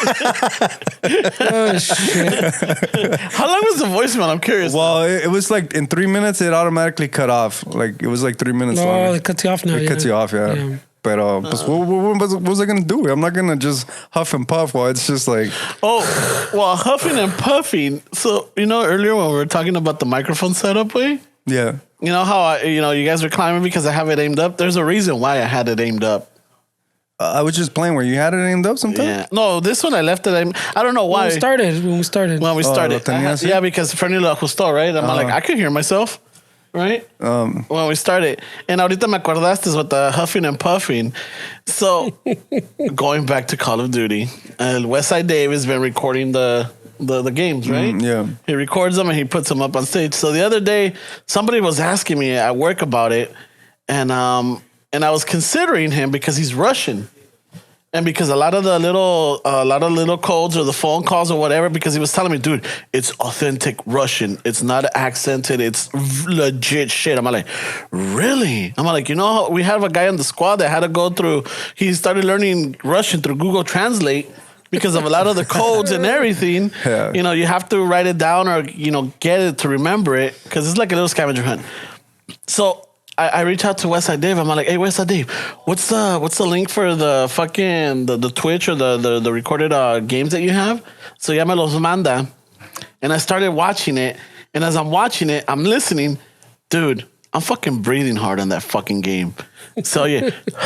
It's not just a game. Well, you're a fucking mouth breather, way. We talked about this before. Close your mouth. No, they posted comments about it. What it is like I'm running, and if I get killed, I'm like, no, it's not that way. I'm like, oh. And it's not that way. Some of them are. Some of them are. Some of them are because I'm like, because I'm watching it, and I'm like, I remember them like, because me mataron. That's what I remember. Like, I'm sure there's a couple listeners way that have left comments like, hey, bro, someone's fucking having some kind of attack over there? Or who's breathing into the mic? I had no idea. I'm all like, I don't know, not me. I don't know what you guys are talking about. But then I started listening to it or watching it. And I'm all like, oh, it's me. So now when I do is because I had the little microphone right here, like right by between my nose and my lips. So I have it right there. So what I started doing now is I started aiming it up y toda vez, oye, pero ya no le está pegando el aire directo. You know, so it's like, fucking A. So now when I set this up, I set it up a little bit higher because I'm like, shit. Well, el pedo with you setting it a higher way is that, como es este way, how long have we been doing this way? Ya me cansé de decirte, güey. You talk to a mic, the Ramon does this. No, pues sí, güey. No, but you know, bro. And, pues you know, bro, sometimes. And you're like, yeah, you're la justo, güey. But you talking about a $300 mic compared to a fucking little shitty-ass mic, güey. So, and then so when he points it up, it's like you adding another level, güey, of distance, güey. Yeah. Yeah, so like, fuck. So every time you move away, it was like a bigger difference. So aquí estoy yo, para arriba, para abajo, para arriba, para abajo. But eso es una chingonería, Ferns. No, it's just fucking dealing with people, bro. Whatever they're paying is not enough, bro. Dude, you need a raise. You need a raise, bro. Or resend you the link on Mike Etiquette.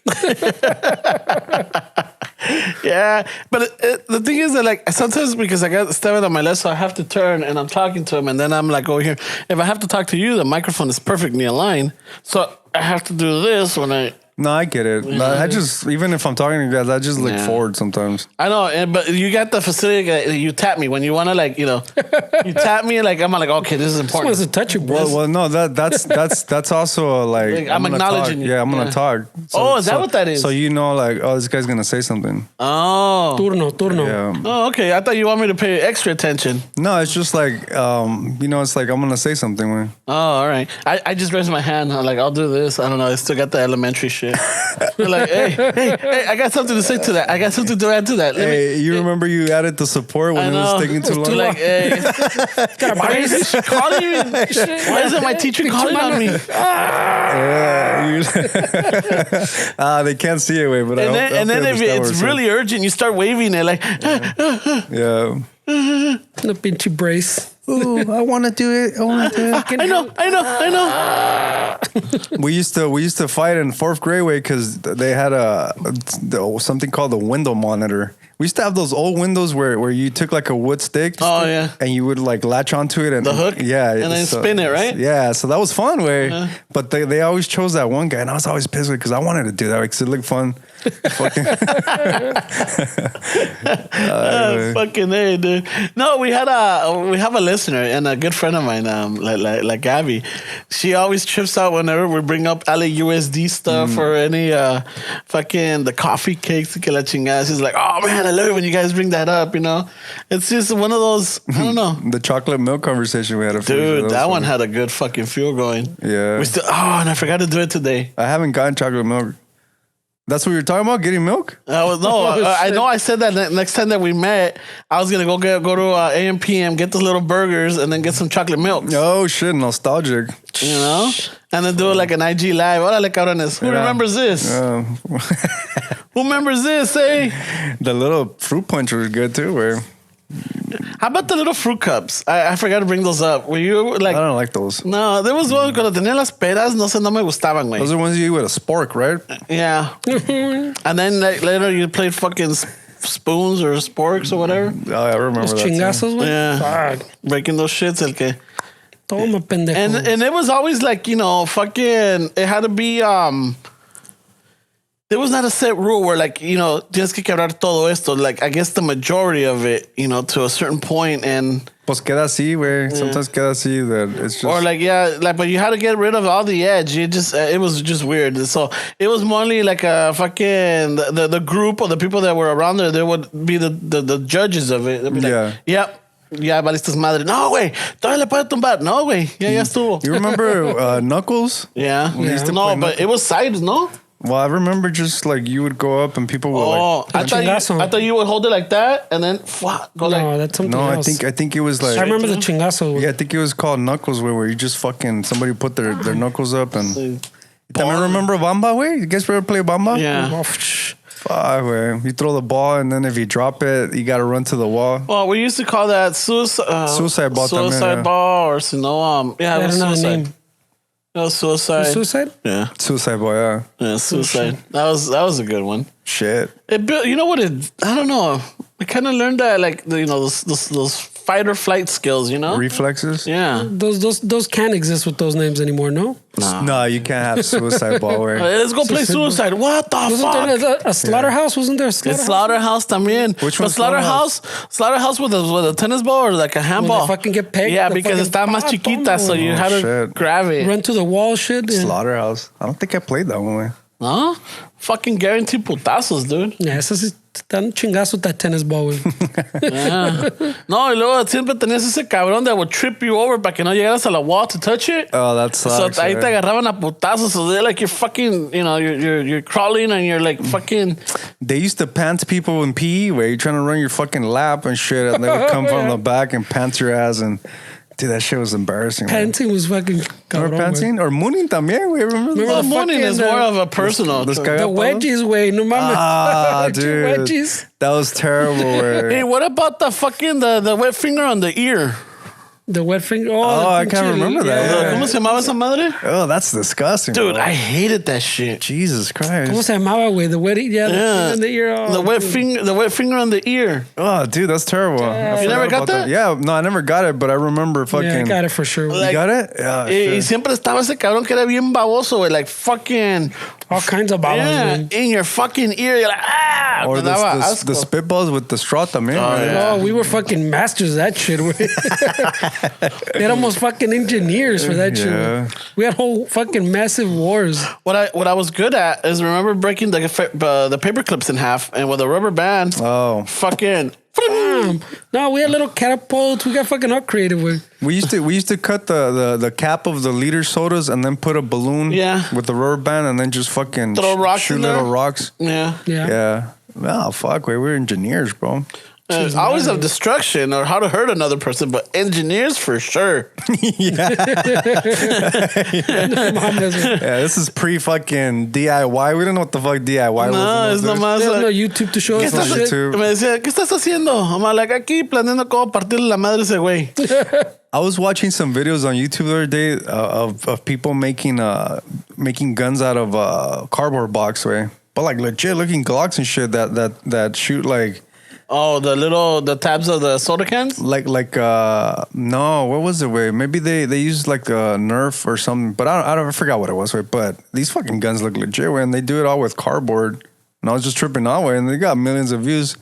And there's some guys that built like some big ass fucking guns with like scopes, like some Call of Duty shit way, all out of cardboard way. I was like, fuck, bro, that's pretty crazy. He said, chingón, because, you just use it for like your office or whatever and shit. You just start shooting. Fucking A.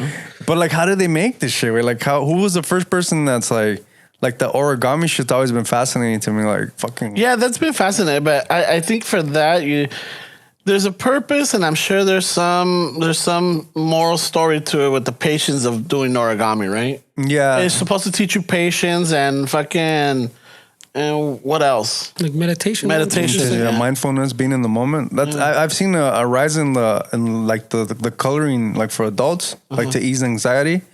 They're like very intricate like shapes, and then you have to like color each one of them to like create like a scenery or whatever. The adult coloring books, yeah. Yeah, so it's yeah. it's pretty cool. I haven't bought one, but I looked into them because I could see how that's like it just distracts you from shit, Yeah, I think. I think for you it would be more music. I love, dude. What I'm doing right now is just it's one of those things where I just 5 hours pass, and it's like fuck, dude. Yeah, it's fucking 5 hours already, and it's just you just kind of focus. Cause I set up myself like a little recording studio at home, and I bought a desk. I got all my shit set up because I figured if it's already set up, como aquí, we come and we have to set everything up. And this is la hueva, right? And when you have your shit ready to go, I feel like it makes you more like, okay, I have to do it because it's there. No va a ser la hueva like I had to set it up and this and that. Yeah, I'm actually, ahorita que dices eso, I just bought a case, like the one that we have for the gear, but I bought a smaller one because I just got a Zune 4. Oh, nice. And then I got the microphones que tenemos, the ones that Like we're doing. the H4n like that? No. Oh, yeah, like that one. Yeah, I just got one because I saw it on Amazon on special, dude. How much you get it for? 140. Damn, that's cheap, dude. Yeah, 140 plus. Salió como like 160 with the tax and everything. You know, so I'm like, fuck yeah, because esto lo compramos like at 200. Yeah, something like that. Something like that. So I'm like, fuck it, you know, that refurbished ni nada, so I got it. And then I got to the mic stands that we have here que nos usamos ahorita and everything. So I bought a little crate so that I could put everything in there. And I'm like, okay, that's a little project I gotta do because this one I want to cut it out so that everything just slips in, you know, nice and everything. So, yeah, those little projects, I have that, and then I have to organize my screws and nuts and bolts and everything in the garage también. Yeah. So I got a label maker for that, and then I got the fucking the screw bins, wall mounted one, so that I could fucking organizarlos and everything. So I'm like, oh shit, it's those little things that. Distraction, you know? Distraction, yeah. But I struggle with the balance, you know, like I'm saying, like I would, oh, that's crazy. That kind of shit, that has to do with me not knowing how to balance things, you know? And it's like, well, like when you guys play Call of Duty, where 4 hours later, you're really in it. So think about it. As soon as you're done playing Call of Duty, you have to somehow forget and be a boyfriend or a husband. And then you still fucking rush. You're feeling the rush of what you just did for 4 hours, but then it's hard to just like not think about it and be in the moment with the person needing your attention. Way, and I struggle with that way. I can't. If I'm recording for 4 hours and so anyway, and then I get off, it's hard for me to just like be like, okay, now I'm a boyfriend, or now I'm a son, or now I'm a this way. It's just really hard for me. Way, I can't. I don't know. It's just hard. Way, it sucks, but I'm trying. Well, I mean, ocurre pasar. I don't know how people deal with it. I know that sometimes, in general, and it could be talking to you, or it could be talking to coworkers, or it could be talking to, you know, in the family or a friend or lo que sea. I'm talking to somebody, or we're having a conversation, and all of a sudden a thought comes in, or an idea. You know, y esto me pasa un chingo, and it's, you know, sometimes with the podcast, especially a while back when we were doing all the parodies. Yeah. You know, and somebody would say something, or like I would hear something, and I'm like, oh shit, hold on. I have to get my little notebook out and then write it down and shit, and so that I wouldn't forget it or lose it. But yeah, you're always on that fucking. Your mind's always working. I mean, you just watch these videos where I'm always you got twitches. It's all, but it's not really like, it's just I'm thinking of a song where I'm always this fucking somehow it's like my subconscious mind is always on somewhere else, like focusing on something. My conscious mind is here having a conversation, but subconsciously, I'm always thinking of a verse or I should do this. I could be having a conversation with you guys right here, and we're talking about something crazy, and then you start talking, and then I could be like, oh, fuck, for that song, I'm going to do that. And that's how my brain works. I need to do that. Okay, I'll do that. I need to do that. And so it's like an all day thing where it's nuts way. It's obsessed. It's like, I don't even think that's really that healthy way. That's why I feel like I should control it, because I mean, you can easily just be like focusing like that and not give a shit about anything else way. You know what I have been doing lately? Because I know that you kind of stopped on it. But like when I was on vacation, I really just focused on the task that I put myself to do, or that I needed to accomplish, just so that I know that, you know, the time that I was home, it was not time wasted or time, you know, that could have been used properly, right? Yeah. So what I decided is like, I'm not gonna use my phone. I'm just gonna put music and have it connected to the speaker in the garage, and then just fucking let it blare and everything. So I didn't listen to any podcasts. I didn't watch any Instagram. I didn't watch any YouTube, anything. And it's like, believe it or not, it was kind of relieving. It was a little bit of relieving. But then after that happened, I started going back to work, and I started doing my routine. Now I realize that I'm really backed up on a lot of stuff. Like there's a lot of shit that I don't understand. Like, I don't know who that fucking that Moreno Chilu that they always keep putting on Instagram is. I haven't seen it. No. Es un pinche gordo, un pinche moreno, pinche. Right away. Un pinche está cargado el cabrón. Right away. But there was a lot of that I kind of missed on the whole stories, and I stopped and I'm asking people like, hey, who the fuck is this? Or what's up with this? Like he's like sitting down. Is that Yeah. true? I saw one like. That's from 2 months ago, no? Two Yeah, months? it's pretty. About a month ago. But I think No, isn't that that's the like- guy that passed away? That's what they say. I don't know. Yeah. But who was he? I think he was just a regular dude. No, I don't It's know. a fucking meme that started right around the COVID thing, way. That was like 2-3 months ago. Wey. But I had a compa that descarado. Where I don't know who the hell he this is. guy doesn't give a fuck. Where you know when the whole the Blackout Tuesday was going on, Yeah. he put a picture of that on his Instagram. But it was like you could see that the guy's right there. It was It's like the Metallica's Black yeah, album. Exactly. Like it's like a black, Yeah. but you and can then see there's him. a black image on top You of it. can see him there, and it's like, wait, no mames, te la jalaste ahí, pinche Sergio. Fuck, put him on blast. Put him on blast. See, like, this is what he put on his Instagram. Fucking A. Oh, fuck. You can see it. But you know, you got that compa. Everybody's like, yeah, you would put that, and Yeah. it's like, I mean, it's not. I can't believe people fucking. But you know what, the way, and this is something that when the whole fucking, I think when the COVID hit, and the comedians were saying like, hey, dude, we use humor to deal with shit. I think a lot of it is it's not. I don't think it's like being racist or being a dick. I think a lot of people are just kind of like trying to find how they can just kind of make light of it, way, because it's interesting times that we're going through. This is 2020 is for the books, way, you know, as far as like what we're going through. Mm-hmm. And sometimes people want to make light of it, and sometimes it's not tasteful, and sometimes it's like, that's too soon, bro.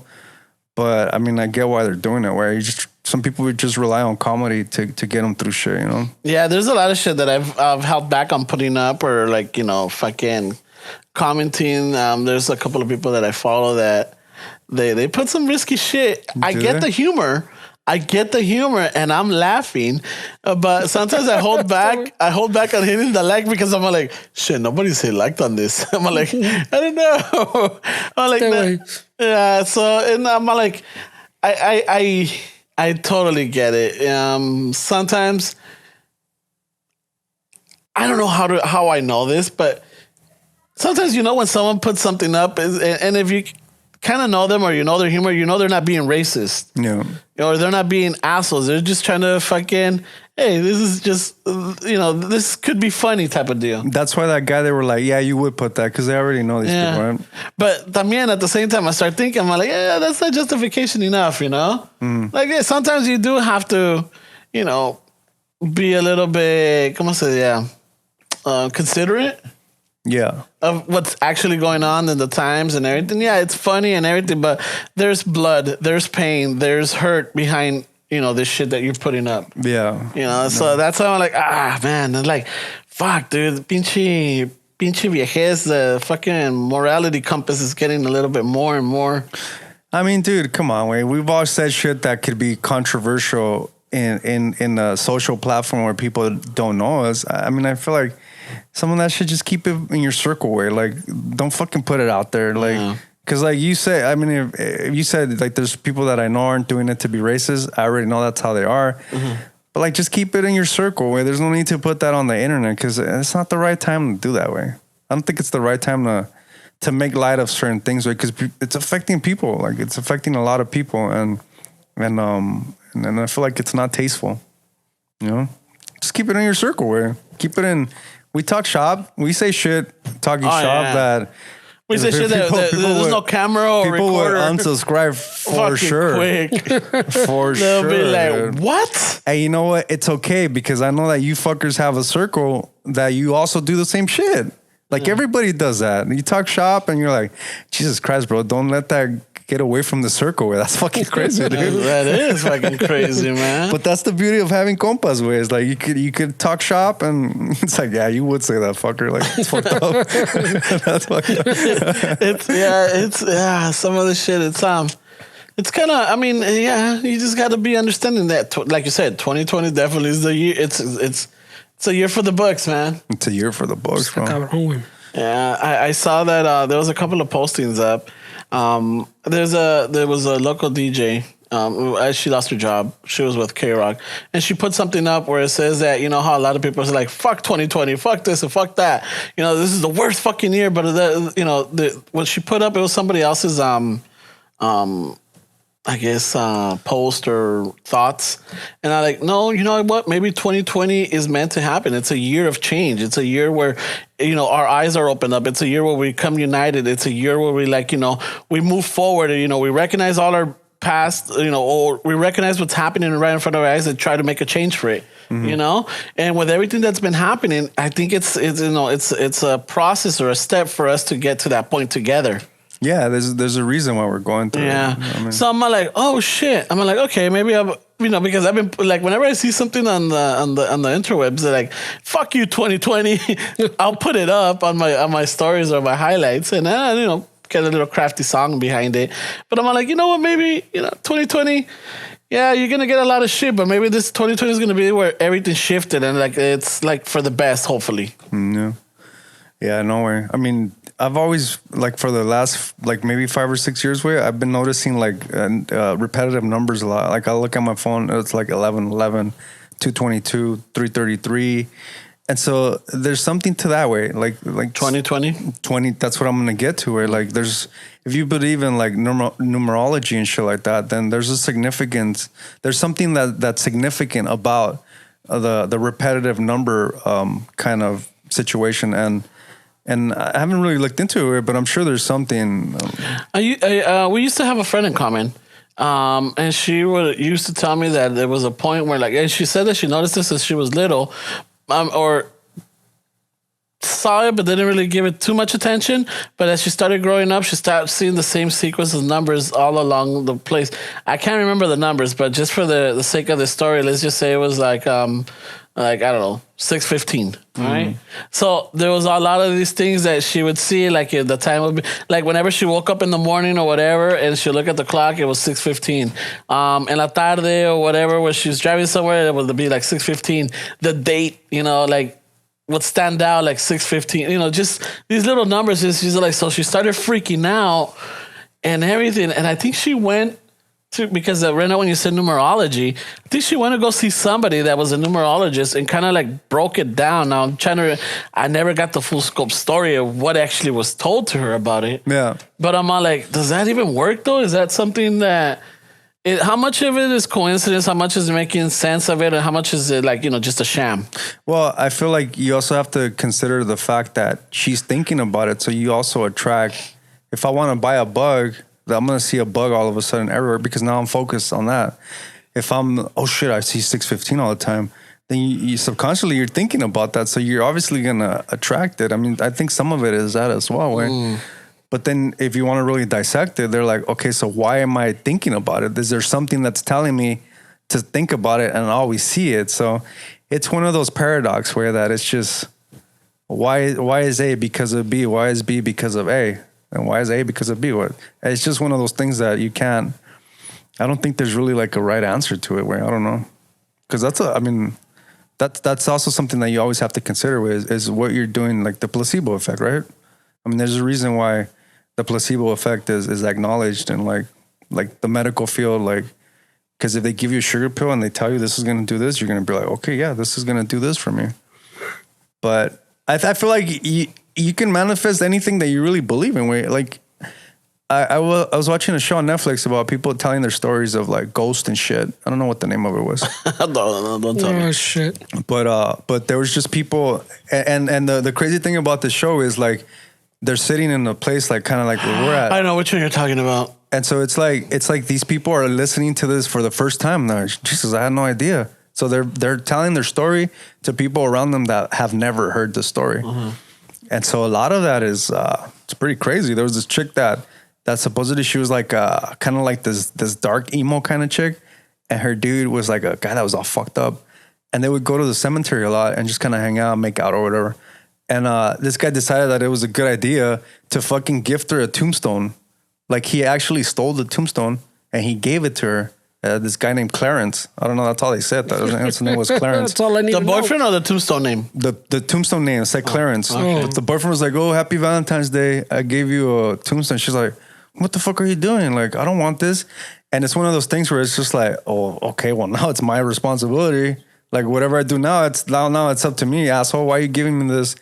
And so she kind of kept it. And supposedly Clarence was like the spirit that started like protecting her and following her. Oh, protecting her. Like falling in love with her. But they brought in some experts, and supposedly like what they were saying, I don't know. You could be wrong. I could be wrong. But they were saying is that's how spirits start. They'll start gaining your trust. Oh yeah, this is a good spirit. And then all of a sudden they kind of get obsessive and start doing shit that's destructive. And that's what this Clarence was doing to this girl, where one time she said she was walking home like at 2 a.m. by herself. And these group of guys came up to her while she was walking. And they were like, oh, this is the kind of shit we're going to do to somebody that's alone at night. And it's kind of threatening her.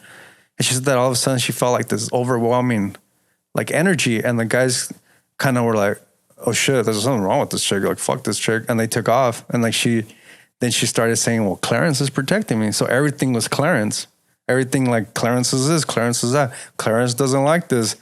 She got married. Clarence didn't like her new husband apparently.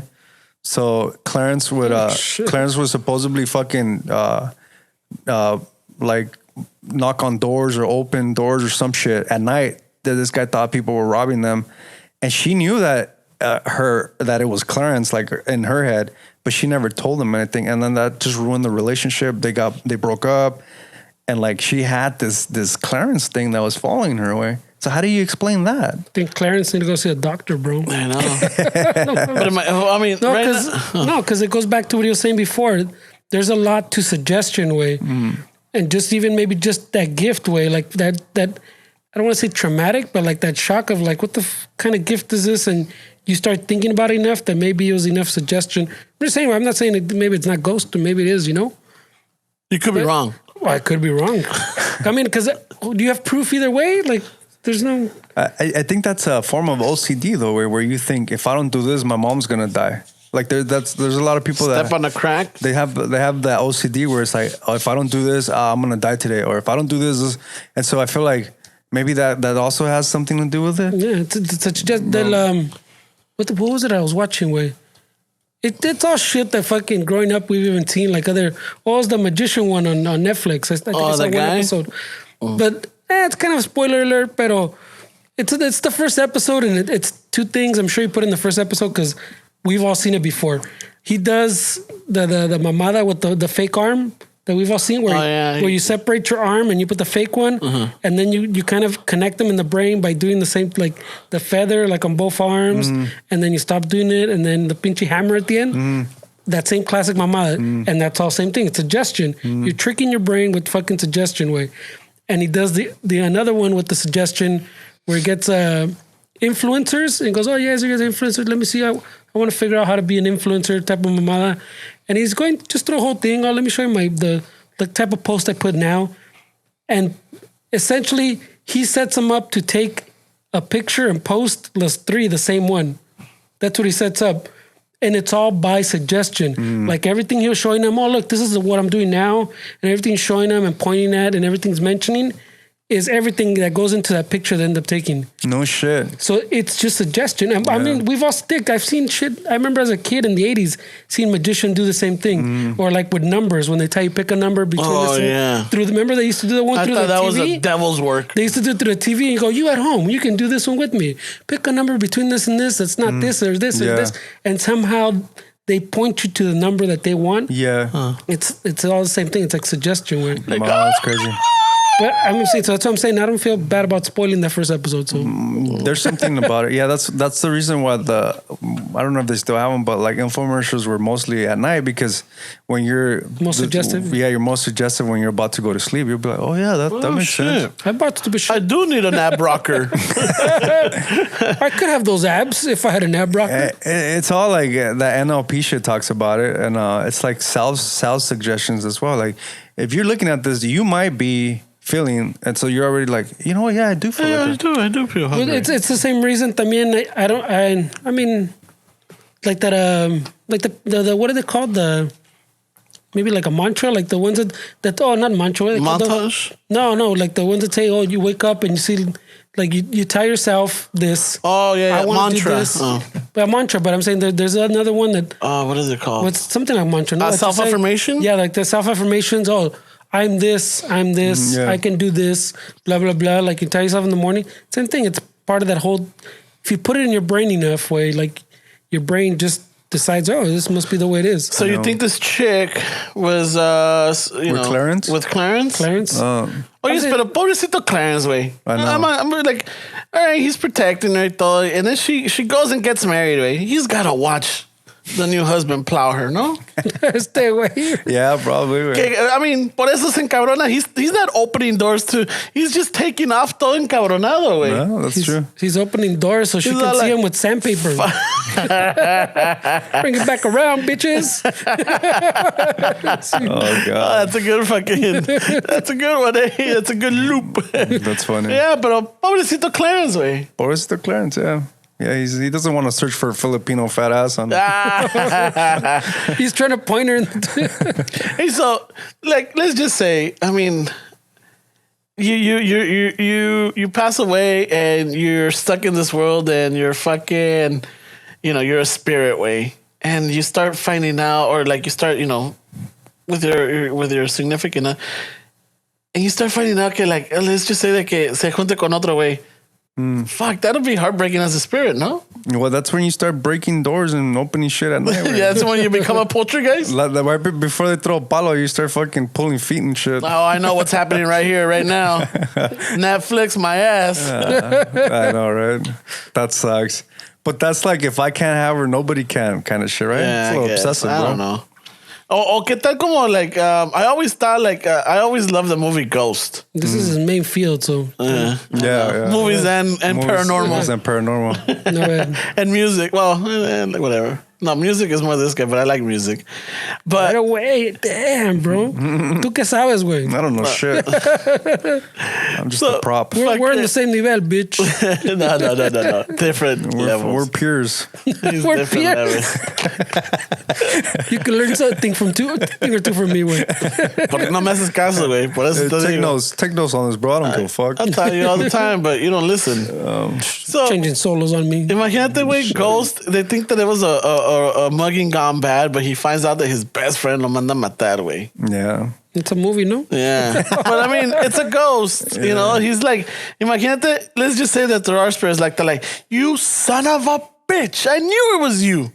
Or like, you motherfucker, There's been stories where people that got murdered have been donors, and there's been crimes where, like, that have been supposedly solved by the people that get their new Organs? organs, that they have like these vivid dreams of like the death of the person that was supposedly before the heart or whatever, and there's been people that solve murders apparently way just by the recollection of this person shot me and this is what they look like, and then you're just, I mean, that's just crazy way. Like, well, how do you explain that?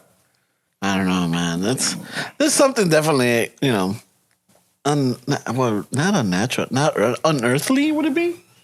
There's something, there's, but it's some of that makes you think like that there's something that we just don't understand. Where I mean, to me, it just makes me feel more at ease sometimes. I mean, I don't see it like, oh shit. I see it more like, well, then there's something that I just don't understand. Like, there's something more to this than just the shit that we fight about. And like, and it's, I don't know. I mean, nobody knows. Nobody knows what. Yeah, because the other ones that they've tripped me out, because especially like those ghost stories or ghost encounters or interviews or whatever, when they're like, yeah, I when my grandma passed away, I felt her presence in my room or whatever. I'm like, fuck. And right away I start panicking. I'm like, fuck, did my grandma see me fucking toss one off or what? I mean, some people see some crazy shit where, like, there's this Chicano dude from Texas that comes out on that show, and supposedly he would see things también. And he was talking about one time he went to Mexico, and just the way he was talking, I would be like, Jesus Christ, bro, I would be fucking like traumatized by shit like that.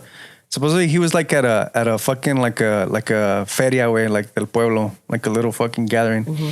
Y un pinche carro que machuca.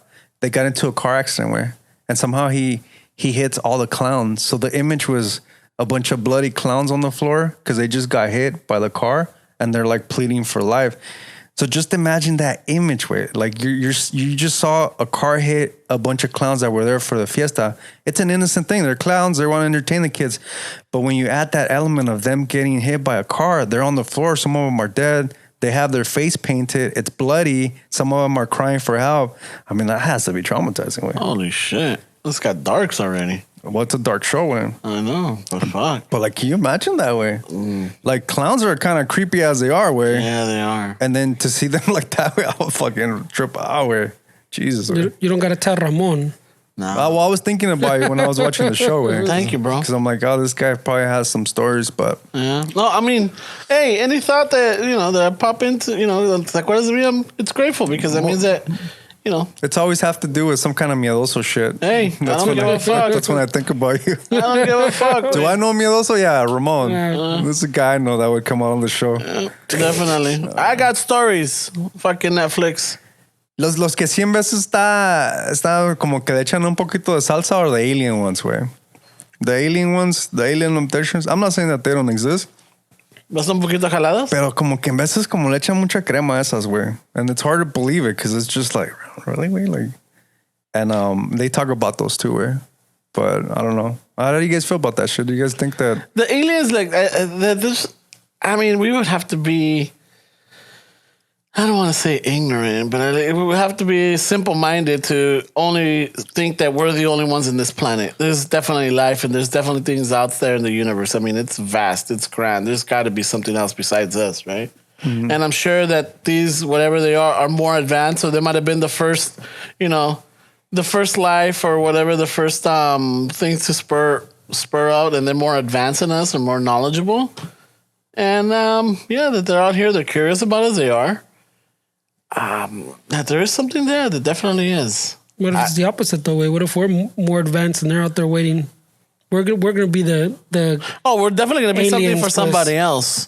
Yeah, well, yeah, we have to be the aliens, right? Well, yeah, because there's a few theories, but I'm saying that you could.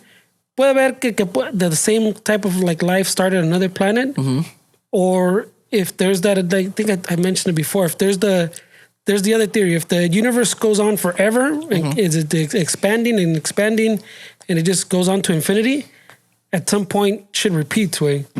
Like our molecules, the way we're built, there's only so many sequences, which are probably like in the millions. But if you're talking about infinity and times the fucking like into like the higher powers of infinity, then at some point there's gonna be another Ramon. It's a parallel universe, right? No, well, the parallel universe is something separate. I'm just saying if the universe, let's say there's just one universe, and it ends up being that's infinite, like they say, like it never ends. Like you can get the fastest spaceship, whatever you can ever build, and just keep flying. Yeah, y nunca se acaba. Like you just keep going.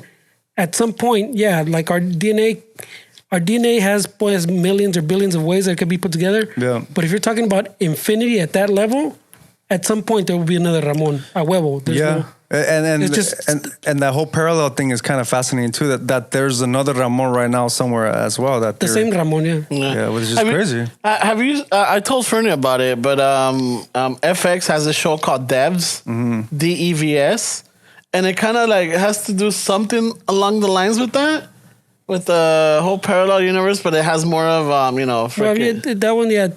It's hard to explain without giving away. Ramon's gonna end up spoiling it for. I know, so Fernie killing it, bro. Fernie kind of will keep an eye on it, but it's really interesting. It's like I was telling Fernie, it's the director and the writer of this show is the one that directed Ex Machina, that's a good movie. And 28 Days Later. He wrote 28 Days Later. He wrote 28 Days Later. And what was the other movie he did?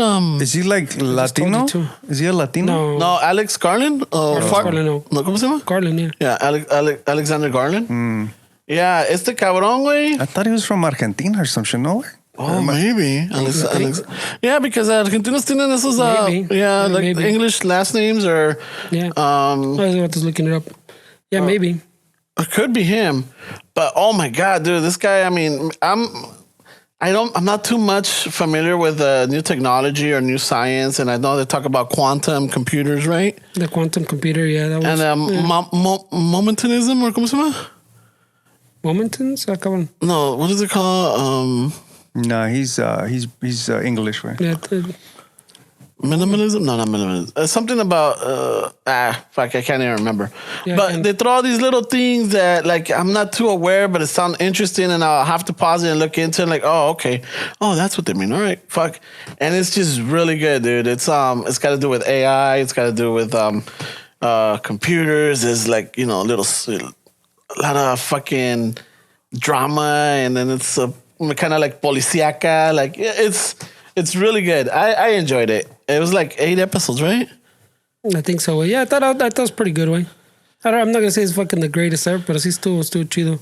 I like that. It's more of a watch. That stuff's interesting, man. Yeah, because I just saw también like 2 smaller like sci-fi films. One of them también así que tipo, pues también, I don't know if you can. Well, it's a little sci-fi film. What was it called, way? Vast of Night, I think. Mm-hmm. And it's literally, these are like low budget films que hasta te dice, it's one of those films that you watch and it's really well made and you go, maybe I don't have those skills, but I could definitely get a fucking camcorder and do this shit. Like, better. No, not better, way. Like, I'm saying, you can see, like, both of them, you can tell the dudes had skill and they're good. Like, they have zero budget, but they're good because the people that made it kind of knew what they're doing. Although if they had a bigger budget, I don't know if it'd make it worse because, te pasas de verga sometimes if you have more money. But one of them is literally like a teenage girl and like a probably dude that's like higher teens maybe, in like the fucking 50s or something, and it's in black and whitish, and then goes to color. And it's like really dumb, but it's like literally like them running around like a little pueblo trying to piece together this mystery. But that's all it is. The other one that I saw them, ¿cómo se llama? Se llama Cosmo. Cosmo or Cosmos? Oh, Cosmos. I saw that. Yeah. They're fucking, and it's literally 3 dudes, 3 scientists out in the middle of the night in a fucking Volvo, like fucking studying the. That's a show or it's a real? It's a movie. Oh, okay. Both of them are movies. Oh. One of them, the other one is an hour and like 30 minutes. I thought this Cosmos one was a little long for what it is, but I mean, that's just me. But it's literally 3 scientists, 3 astrologists sitting in a Volvo. Like they go out, I guess they go out on, I don't know how often, like in a weekend or whatever. Se van and spend the night out in the fucking forest. One of them puts out his like a fancy telescope. El otro has like a listening thing to hear like the sound or whatever. And y otro way, ni me acuerdo qué chingazos. But it's literally 3 dudes in a Volvo, way, in the middle of the forest. And that's the whole fucking movie, way. That's crazy. Like at the end, but it's entertaining. At the end, it kind of ramps up a little bit more, pero there's no, I mean, they had no budget for locations, yes, pues. Yeah. Even in the first one, you can tell like the cameras, they weren't that great at night because you could see, instead of it just being like black, it's like blotchy, pues. And that's a sign that the camera there wasn't enough light. So they didn't have a camera enough for the night. Aparte, they didn't have enough probably for like the big ass lights. You see, like when they're filming, they're filming a night scene and you see like a chingo of luces, parece que es día. It's for the camera, and the camera like justos para que se vea de noche. You can tell these guys didn't have the budget for that. They had a camera and maybe a light para ponerle la cara a los vatos para que se vean. And that's about it. And the other one I heard was made off on a camera that you can buy like for $500 now. Way. Shit. Pero, and they're for what they are, they're good. I thought they were really good, way. I mean, in my opinion, pero. I mean, they've been films recorded entirely on iPhones también, no? Yeah. Like, but like the one you were talking about, like the one you saw, the Soderbergh one, was that Soderbergh? Ese way, it's like a master filmmaker. Which one was that? The one with the girl, no, the crazy, the thing that she's crazy, algo así. Which one, bro? Remember you saw it, I didn't see it, but where the girl, I think como yo lo entendí, is that everybody, like, she's trying to tell people something or whatever, or something happened to her, or something's happening to her and they think she's crazy. Fuck, I don't Isn't that The Invisible Man? No, I don't know. He saw it. I don't remember where. I can't remember what it's called. I don't remember. He said it was pretty good, but I never got to it. You know which one I just saw on Netflix? It's called I'm No Longer Here. It's a Mexican film. I don't know if you've seen the Los Estos en Monterrey. There was a trend where se llaman los colombianos. Cholombianos. And so it's about this guy that's got his little crew. He's this high schooler kid, 17 years old. Some shit happens that he ends up in New York City. Dude, it's like, it's a really good movie. Se me hizo un poco triste, but it's really good. And they do a good job of telling the story, It's one of those where it goes back and forth. Yeah. Present, past, and everything. And it's just like, fuck, dude. Está cabrona. It's a really good story. I really enjoyed it, but the music, bro. I don't know why. I like that fucking that cumbias, but with a little fucking, I don't know, modern twist to it. Like it's got that like that beat, you know. Yeah. And they do that a lot on this one. Really? And I noticed that because los de was it Control Machete, they did a like a cover con este Celso Piña song, Cumbia sobre el Río, and it has that like tum, tuku, tum, but it's got a little extra to it. Yeah. You know. Yeah. And they have a lot of that. I'm like, dude, fucking the music, I'm digging it. And I was telling the mija, I'm like, I'm fucking digging the music. I'm even digging the way they're dressed and the way they're dancing. I'm like, fuck yeah. And sometimes when I would see the pictures that, you know, they have those Colombianos, I'm like, pinches datos ridículos. Pinches nacos. And then I start watching the movie, I'm like, hey, maybe I could pull it off, eh? Nah, no moment. Oh, shit. They dance like a mosh pit. Yeah, but it's like, you know, cumbia, like, and they're very, I'm like, no mames, güey. Yeah, they got some cool moves, way. Yeah. Yeah, it's pretty cool. It was a good movie, man. I really dug it. The colors, like the clothes, you know, and then I don't know, this director, ¿cómo se llama? Se llamaba Fernando, and his last name. And his last name, I'm like, dude, that sounds like a fucking albur. What's the name of that fucking director? I gotta remember it now. Oh shit, everybody's on their phones now. No. Oh, fucking. I gotta fucking remember this guy's name because I was trying to figure out that fucking iPhone movie, wait, but It's not Tangerine? Tangerine sounds familiar, but I'm not sure, wait. It was like last year, no? Fuck. Probably. I don't know, way. I don't know. Good I don't know. podcasting, No, I don't remember the name. But you know what, way, nowadays, like, some equipment, like, they can get you. Tangerine, I think. It's Tangerine? Well, that's one of them, wait. Yeah, that one's on the iPhone.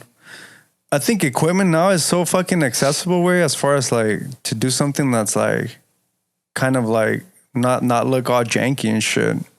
I feel like you could easily do it now, way, or it's one of the best times to kind of do a movie or do anything creative, way, on a budget, way. I mean, look at what we're doing, way. We don't need a fucking whole production studio. This shit fits in a box.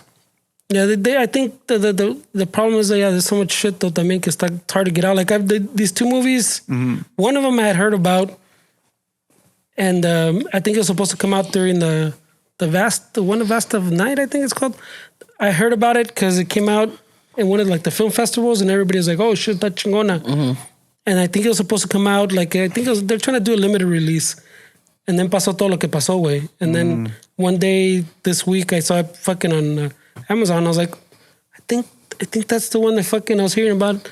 I started watching it, way. And now it pointed me to that other one, the Cosmos, whatever. And I was like, oh shit. Sometimes you forget what you could do, like with fucking, if you just have the motivation. No? Oh, the talent también, no? I think it's like a good song también, where it's not the equipment, it's the song. Like you can have a song that doesn't sound like professional, but if it's a song where it's got hooks, it's got good lyrics, I mean, essentially that's what you need. And I feel like with movies, if the story's great, I mean, I feel like you do what you can to do it with. But if the story kind of captivates you, then, because you remember when the movie Crash came out, I thought that was like, Jesus, dude, this is crazy. Nobody's ever done this from what I remember. Well, the three stories into one? It just kind of felt like it was different. You know what I'm saying? Yeah. It felt like it was like a different way of doing. It's an experience, and I think it's really cool. Like the other movie, I don't know if you guys saw the one that the Black Mirror movie where it was like the interactive one. Bandersnatch or Bandersnatch? I think so. I forgot about that one. That one was crazy. I haven't seen it yet, dude. Because I was like, should I eat cereal right now? Yeah, okay, eat cereal. And then everything you would choose would somehow affect the movie. Like the way it was filmed is he's in a psychologist and he's sitting down and the psychologist is kind of asking him a question and you're the one that decides what the guy's gonna tell her. And then that changes the whole fucking story. Like, it was crazy, bro. There's movies that change like everything, way, like the environment, like the which one was the Born Identity? Remember the first one? Yeah. Remember if there was a clear distinction from action before that and action after, way. After that, everybody wanted to do that same movida where the action's going too fast and like you kind of parkour kind of shit. No, but like the like up close, like you're in the fight, like you see the fist flying, but you don't actually see both of them actually flying. Like it's so close that you feel like it's happening in front of you, and everything's blurry and everything's going like so fast. Everybody want that style because that was the first one that I remember. Como dices que did that, and you're like, oh shit! Yeah. Like you feel like you're there because it's not like you're watching it way de aquí al pinche chismeando way. Yeah. It felt like you're in the fucking room. Like, ay wait, pero what the fuck? Like the camera's moving around like it's in the room. Yeah. Like it's a person and you're, oh shit, like everything's happening in my face. Yeah. Igual, remember cuando salió cuando pegaron the Crouching Tiger, Hidden Dragon? Yeah. And then we started getting flooded with those fucking Asian type of movies where everybody's like flying and doing crazy shit like that. Yeah. Or The Matrix, everybody started doing the slow motion shit. Yeah. Yeah, it's even like with documentaries, like, you know, I remember first when I would watch documentaries, the first time that this started happening is when they started doing like side shots that didn't make sense. Oh, shit. Or like shots of like, oh, you could see the lights. And at first you were like, Jesus, what the fuck? But then it's like, okay, yeah, that looks cool. Yeah. Like that's part of a look. Like if somebody's talking, give them a side view. It doesn't always have to be in the front. And it's crazy when you could do that because, like you said, you develop like a style, right? That people want to copy. And it's like, okay, let's do it like that guy. And I think that's pretty cool that filmmakers can still, cinematographers or whoever you want to give the credit to, that they can still kind of push the envelope on things to like make it a little different, you know? Well, I guess you gotta be creative now, no, too, to stand out. You do have to be creative. You gotta do something, maybe not different, pero porque, I mean, there's so many superhero movies you can watch, you know, that style. That's what I think, también make these two movies that I'm talking about stand out for me, way. They didn't need any flash. There's no flash. Like the only flash, there's like the first one has more camera moves también que they're like fancy camera moves.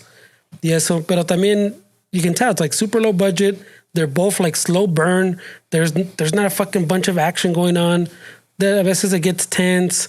One of them, sometimes the fucking conversation feels like it goes long, pero you appreciate que this is not like a Marvel movie where they threw fucking millions and millions of dollars at it. This is like, you can tell how cheap it was made and it still draws you in. That's why sometimes I feel like the Texas Chainsaws of the world from the 70s, first Michael Myers, 78 or wherever it came out, I feel like those movies to me have more of an impact because they're movies that you can believe where they're not filled with fluff, even down to the soundtrack, where the Halloween soundtrack. It's so fucking simple, but it creates like, oh shit, like something's gonna happen. And the way that it's filmed, it's like, okay, this looks like it could happen. Way it's not like a big fucking Marvel movie where like, oh shit, this is crazy. Oh shit, what the fuck? These little movies that are made like that are like they feel more like shit. This can really happen, and I feel like that has an effect on people. Like remember when the Blair Witch came out too? I mean that movie. That movie also changed, like, is this real? I remember people saying, oh, yeah, this is real. And you're thinking, like, Jesus, this is fucking real? Like, and that was the whole, the marketing, the PR was great, way, because I remember we all ate it up. We're like, Jesus. And after that one, all the fucking found footage films también blew up, remember? Yeah. Everybody wanted that style with the pinche running with the camera. Look at that Paranormal Activity, the same thing. It was done, the first one was done super low budget. That's true, yeah. And then here comes the second, the third. And then like fucking the possessed one. The more money you get, sometimes it gets, But the first one, dude, fucking creepy as fuck. Yeah, it's a great movie. But because también it was creative, también, the way that they do this Even shit. the Saw ones, way. Like, there was this... The first one? Yeah, the first one. I mean, it was like... It was a good concept. It was good. Yeah. But then, I don't know. I'm not into the torture films. No? No. I'm not into the torture films. Only in the bedroom, he says. I never said that, Fernie. Sandpaper. No, that's you. That's your move. Just give me some sandpaper. I like Give me grade 50, yo. Give me some grade 50. Damn, bro. That's some rough shit right there. That's something you're trying to scrape some of that rust off, bro. Trying to take a little color off. You gotta put in some work, bro. Keep it fresh. Oh, man. Tip top Magoo. Shit. Are you looking for the 220? The 220, yeah. No, that one's sold out. We're pinches maniacos. I could have. I gotta go on Amazon. You get the fucking the wet one, man. Yeah, you can't find the nitric gloves, the face mask, or the 220 sandpaper. Yeah, it's crazy, bro. I mean, film. I'm starting to get more into film because of what I'm trying to get into. So I'm trying to watch more movies and watch more shows to see what what is it that they want, and it's really interesting because you never really think about it, way, but music. I mean, I never thought about it, but music is really important to a fucking film, way. It sets the mood. And there's this I think she's Chicana, way, or she looks Chicana, but I should know her name, way. But she's the one that does all the Quentin Tarantino movies, and that's her, way. I would always say, like, What the sound? she's a music supervisor for him. So I always thought, I think her name's Flores, something Flores. I always thought, I mean, yeah, Quentin has some say in it, but I always used to think, like, damn, fucking Quentin Tarantino movies are dope. I like the sound. But it's the music supervisor's job, way. She's the one that put all those movies together. She did all the classic Tarantino ones, something Flores, way. And it's very powerful, way, because a song can make or break a fucking scene, way. And then sometimes she says Mari Ramos. Ramos, there you go. Yeah, Mari Ramos. So she's the one that does all the Quentin Tarantino movies, way, all the music. She's the one. So if I want to get my song in a Quentin movie, I gotta get her attention. Oh shit! That's the power that she has, way. All right, so she's the one that picked the Neil Diamond's cover, "Girl, You'll Be a Woman Soon" in Pulp Fiction, which is a good one. That's when Mia May Wallace fucking ODs on fucking heroin. Jackie Brown, and then what else? She's done like 9 of the films. Mm-hmm. 9 of his films. She's picked the music. So she doesn't do all of them, but she plays a big part. Oh, Kill Bill. So I'm kind of picking up a trend. She's the one that is using like all the, like in Kill Bill, La Santa Esmeralda. Don't let me be misunderstood. Mm-hmm. Yeah. She talked about that.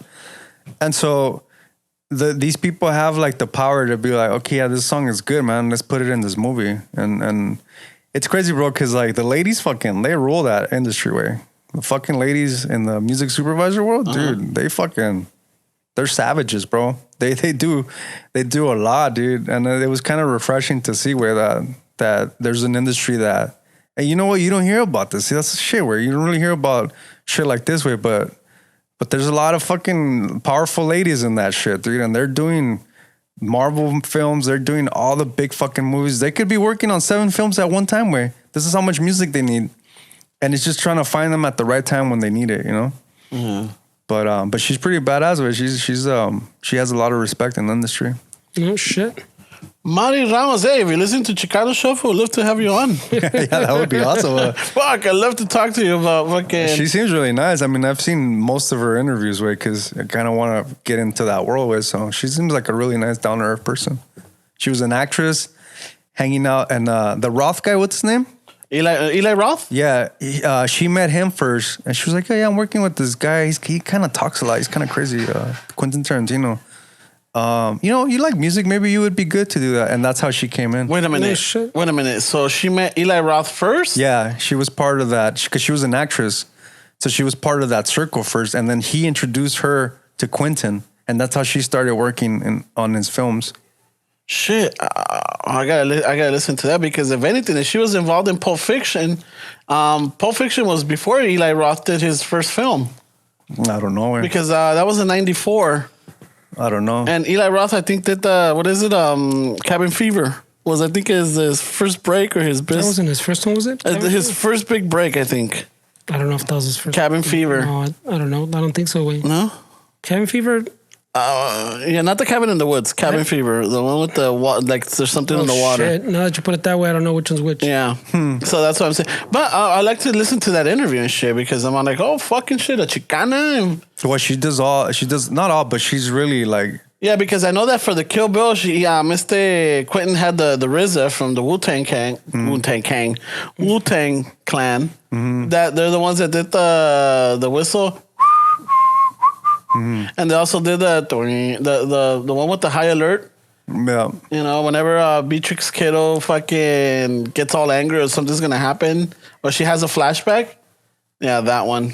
Yeah, but I mean, he's talking about the music director, not the people making. No. I know, but that's what I'm saying. And she's a music supervisor. Yeah, music supervisor. But I think also that the RZA on Kill Bill was involved with the music. I'm not saying that he was a director. Saying, yeah. Well, the director has a say too, where they can say like, well, it's obviously their film, so they can say, I want this song. So what the music supervisor's job is, okay, you want the RZA, so she has to clear the song and has to negotiate everything so Quentin can have that song in his movie.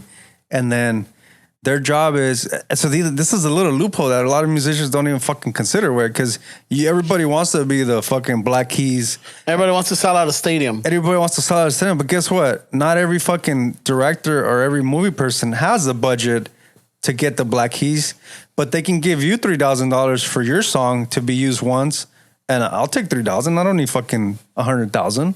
So you become that. Okay, they want a Black Keys. I'm the guy. You don't have to pay them. You could pay me. And then that's how there's a big fucking market for this way. Because think of all the shows that you watch. Think of all the shows that are everywhere. There's music everywhere. There's shows everywhere. Dude, I have a soundtrack for my life. Yeah, I believe it. Way. I have a soundtrack for my life. Like you would be a good music supervisor because you know music and you love film. Yeah. And so you have to have like that ear, like, okay, I want this song there, and this song would do great. That's why I'm like, I wish we were like we did films, like all of us, or like we were part of it. Like we're like Fernie would do the directing or whatever. I'm like, hey, dude, let me handle the music. Let me handle the fucking music, or handle the music and let me help you write shit out. You know? Yeah. I would love to do that, you know, but no, I'm not. I'm not in the. I'm not gonna say I'm limiting myself or like I'm putting roadblocks or anything, but I'm not in the age in my life to be like that because that takes a lot of dedication, and that's where like your responsibilities have to be minimal, where you're like able to go full out on this journey. It's a lot of responsibility. Yeah. You have to take because you're like I told Fernando, you're working on 7 films at once because you're a music supervisor for him. But then you could be a music supervisor for a show on HBO, and then you could also be a supervisor. So you're having to try to figure out how to score 7 movies, dude. So you always need good music. They're always looking for new music. They're always looking for musicians that are consistent and that they can clear the shit. Because what they don't want is let's say Fernando writes a song and he's like, yeah, I wrote it, and then they put it on the show, and then you're like, I wrote it too. So then it's such a small group that your reputation is fucking done. Well, like I'm just saying to the listeners out there, if you're working on a movie and you need an original score made, hit up Esteban. If you need a music supervisor, hey, hit me up. You know, like you could get a 2-for-1 deal right here. Yeah. Right away. Fernando, how with the editing? Oh, that's right. And Fernando could do the editing. Right away. Jesus Christ, we can help any fucking buddy that's doing music right here, or a movie. Yeah, we got everything. Now, well, we could actually, and if I might be able to help with producing, or how about set locations? You know, I'm sure you know a lot of places. Mm-hmm. Like, hey, man, this will be a good spot for this scene. We got the keys to the city. We don't need permits for anything. Yeah. Don't worry, buddy. We could go through the fucking National Guard right now. Hey, no shit. Don't worry, buddy. Don't worry. You don't need nothing here. It's all right, bro. It's not gonna hurt anybody. With the press. Let's just keep it quick. Yeah. You know, so fucking hey, hit us up, man. I'll pick out the music. Esteban will write it. Fernie will edit it. Sass. 3-for-1. One-stop shop. Yeah. Right away. Yeah. Chicano Shuffle Productions in full effect. Yeah, so we can fucking get some more shit going. Like we need more shit on. I know, right? Like we don't have nothing going on in our lives that, you know, we need more. Fuck. And shit.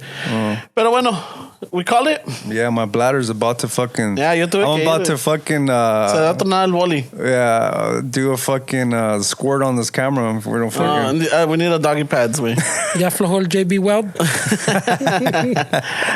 Just want to say thank you for tuning in. Thank you for listening. Thank you for watching. I know it's crazy out there, and hopefully, you know, we were able to distract you for a bit and, you know, give you a laugh or two in this times of need.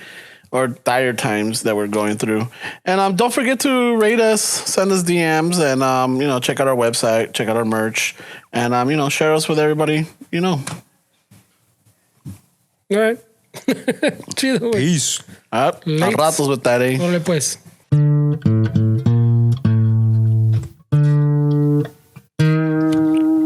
Al ratos with that, eh?